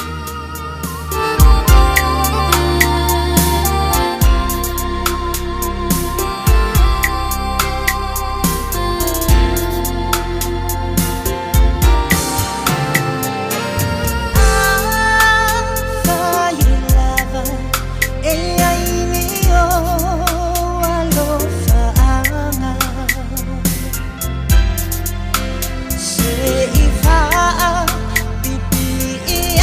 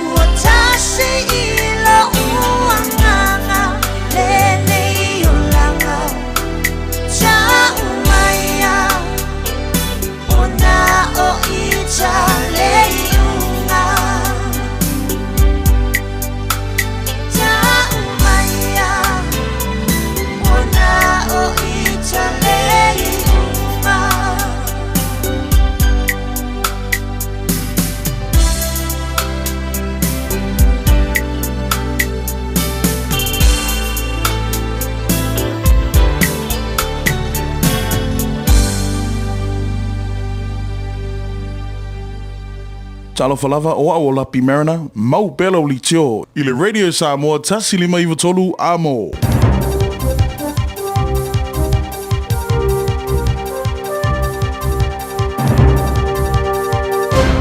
Talo fatu, talani mai, New Zealand, moni ni Taeao.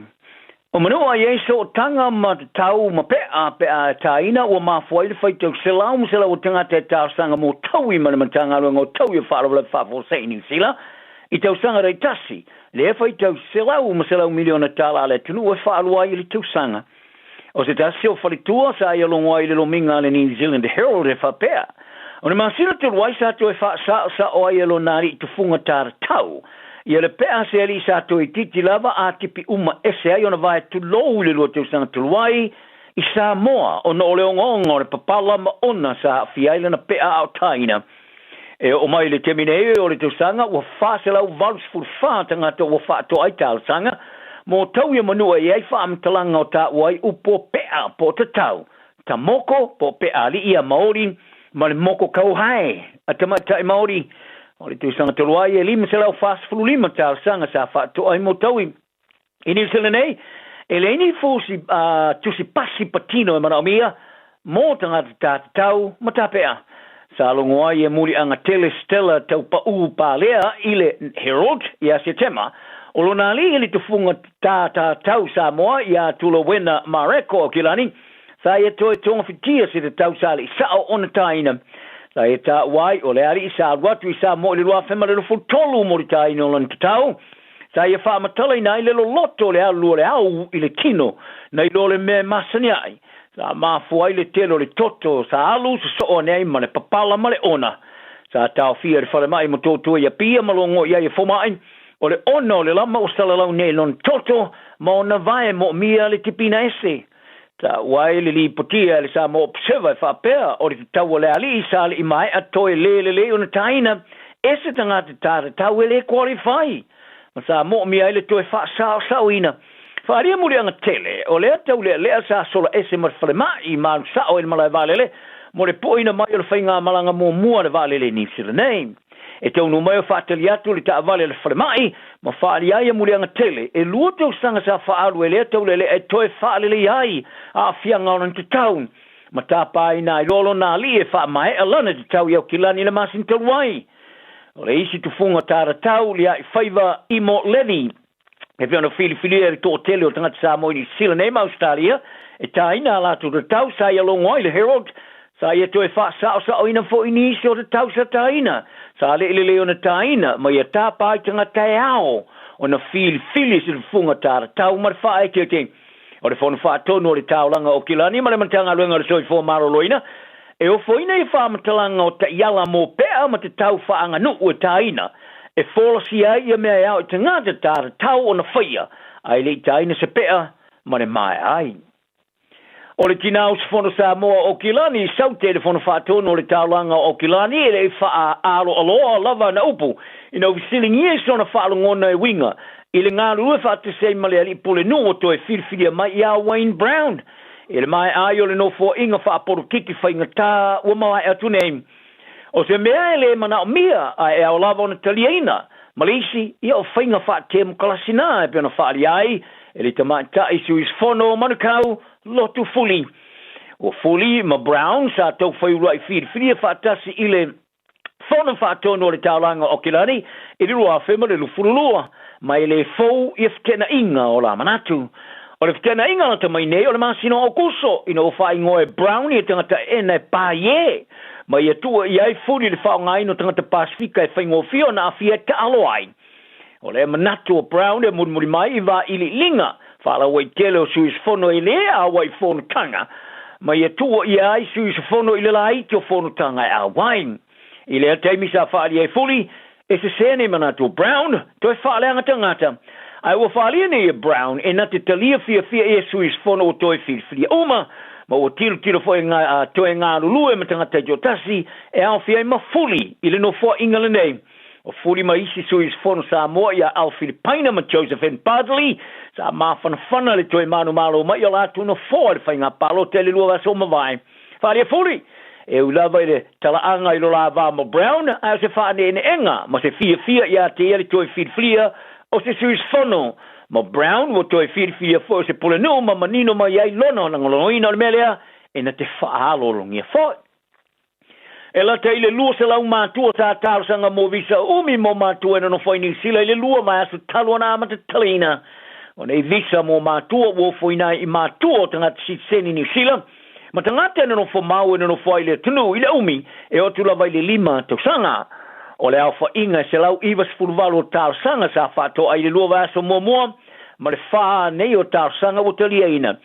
o ia le fa mo o na malo ile va le lua fe spuru afe o tal sanga fa to ai tau sanga ile fa ngai o inga fa vai le lungo le no afe tal sanga fa tau sanga teliina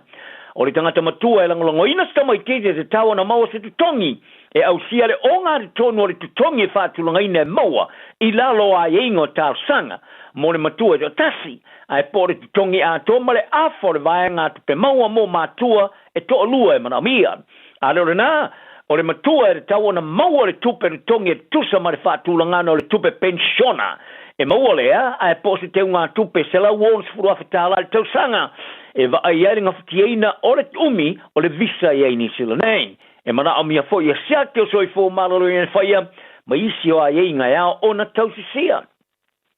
Ua whaaria ni ministar vai whafoni i sila wa wasa mane o Winston Peters.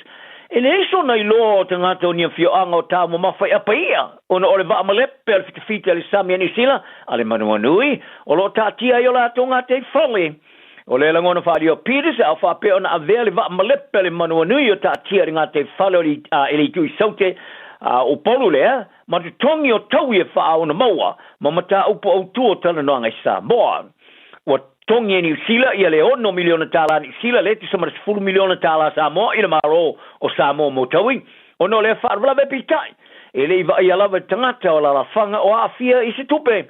o le whia anga te whitoala o piru silo na awhia ringo tuai o le awaa i ona ngā te whalen sa longa i nisi o la whanga i le whai o se whilo inga pu o le official ai commission i sila mara maro Samoa e winga i ni tau i le vasa o mwaeng o whanga i le sau a whaaso sa le upu. Sa ia longo i le sui o le Jodi Sila Pasifika. E teri tonu e le tau le maro sa mo na ngafa ma le whaasoa ino tupe mo i la toa whea.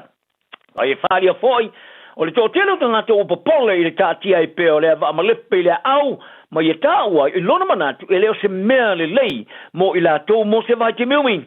Whaaria e whanga i le sau o le vanga tupe mo le tau i e le tai te o na lava. E vava ia ia fianga fai umi o le va malepe si si meanga ma ia ta o foi o lo la tu ta mo foi na apa ia fali e Peters ile son si le fianga to lo to falo ta mo foi na apa ia o no va malepe sa ia lo ngoi por kala mal Pacific Waves ma ia to fa mana tuain o le malo sa mo o to la mo el nga se senga fa wo le tulanga o si o mia tupe o toi e au fi ai ma stana longa ile tulanga fa o no avc ile va malepe ma ia whaani ai, o lo wha maoni ala vai New Zealand, pe o lo wha maoni New Zealand, ngā whai ma wha whitauli, ma wha wau lava ngā rulu ma malo Samoa, e tusa ma lea whaara, lave. Whaari e Peters, o le 1 miliona tala New Zealand, o wha inga le nao, sa tāru sanga mai ai, le malo Samoa. Talonga, lua skoa sa tāma mo ele umela malai, te tasi mai au reftu Samoa ma le Kiwi Ferns e New Zealand, o nisi nā wa inga le tālonga mata ina tele le vauni au e lua, i le tālonga sa toi tuli ai mai e New Zealand, ma i le luas fulu i le ai, i le awha mua, ma whato i le loi sa mo, i le luas fulu, i le tāmarisanga le Pasifika, au raka piliki a tamaitai, i le Malaiko Medium Stadium, i o kilani le sona nafi. O le winga le fitu sa mo, i a Destiny Mino Sinapati, sa ta mo i le umio le malai, i le awha mua le sa mo, i lato ai le luas fulu i le ai le Kiwi Ferns, beita i le awha luna lua. E le tau o iei la tau, a sa toi sui e le ki o le ta aro le Kiwi Ferns, a New Zealand, ma mau e la tau a e lufuru lua e awhi e marskoa, sa ta mo e foi mele hufanga, i le umio le malai e toi fitu minuto tore talonga. O le isi talonga le tu sa mo e fai e le fai unga le vaso nei, ma le tilo rules a Australia e pai le Kiwi Ferns. Ma le atali malo ai le Kiwi Ferns e le tilo rules i le malai Eden Park, o kilani, i le vaso a sau. E le mai ai masino ta la fea vea i sa si o mea ilo lumana e Josh aloi ai, o wha maoni ai nei ala na kalapuniki le Manly Sea Eagles, o le latu tamata aloi luma, o wha maano si o na waweli tae martalonga. o alo ia whaalima ona ta alo mo le tō Samoa o lo whaona whengai ma whianga o to au ma ua whaatapula ai ne na o le 5 ta alonga o ta alo ai le ta amarasanga o le NRL e tau sanga nei ma wa ai ai le mamao ma sona lele a toa sa whaamaoni ai o i o le isi o le tō 5 o le atu o le kalapu ma malia i lo le NRL ua ma whai nei alo iai ona ritaya ona mafo anga le olo malolo ina olo winga o le ale wha ua wina i le teimi o le toyo le whenga inga lua tau sanga ma le kalapu o whamatalanga o ta alonga i le wao tunu piro sila na whaata urutu le talanga o le la ta alonga le kapi le wao le All Blacks ali sila ma le Springboks Afrika Saute o whamautu ina nei o whaata o tuina tolu ta alonga whaitauri o le ta aloia tunu e lua pe amalanga ta amile Afrika Saute le tusan fau ma le isi ta alonga e whai e ta alonga whaitauri e whai isi malai e li whamautu ina i ere manatu whaona whai e Twickenham i Peritania Whao popo i por kalame o le malanga ta amilo i isi ta alonga e whai makalapu i Afrika Saute alo a wai ta amarasanga le Europa a le European United Rugby Championship o mai ala ona whamautuina le whai aonga le All Blacks Scott Robinson o le ai awinatse au petu sama le fast fulo tama mo le malanga ta amilo fefeo e amanta mai le so fito au kusa o i le solusu tasi o setema o le tausanga fau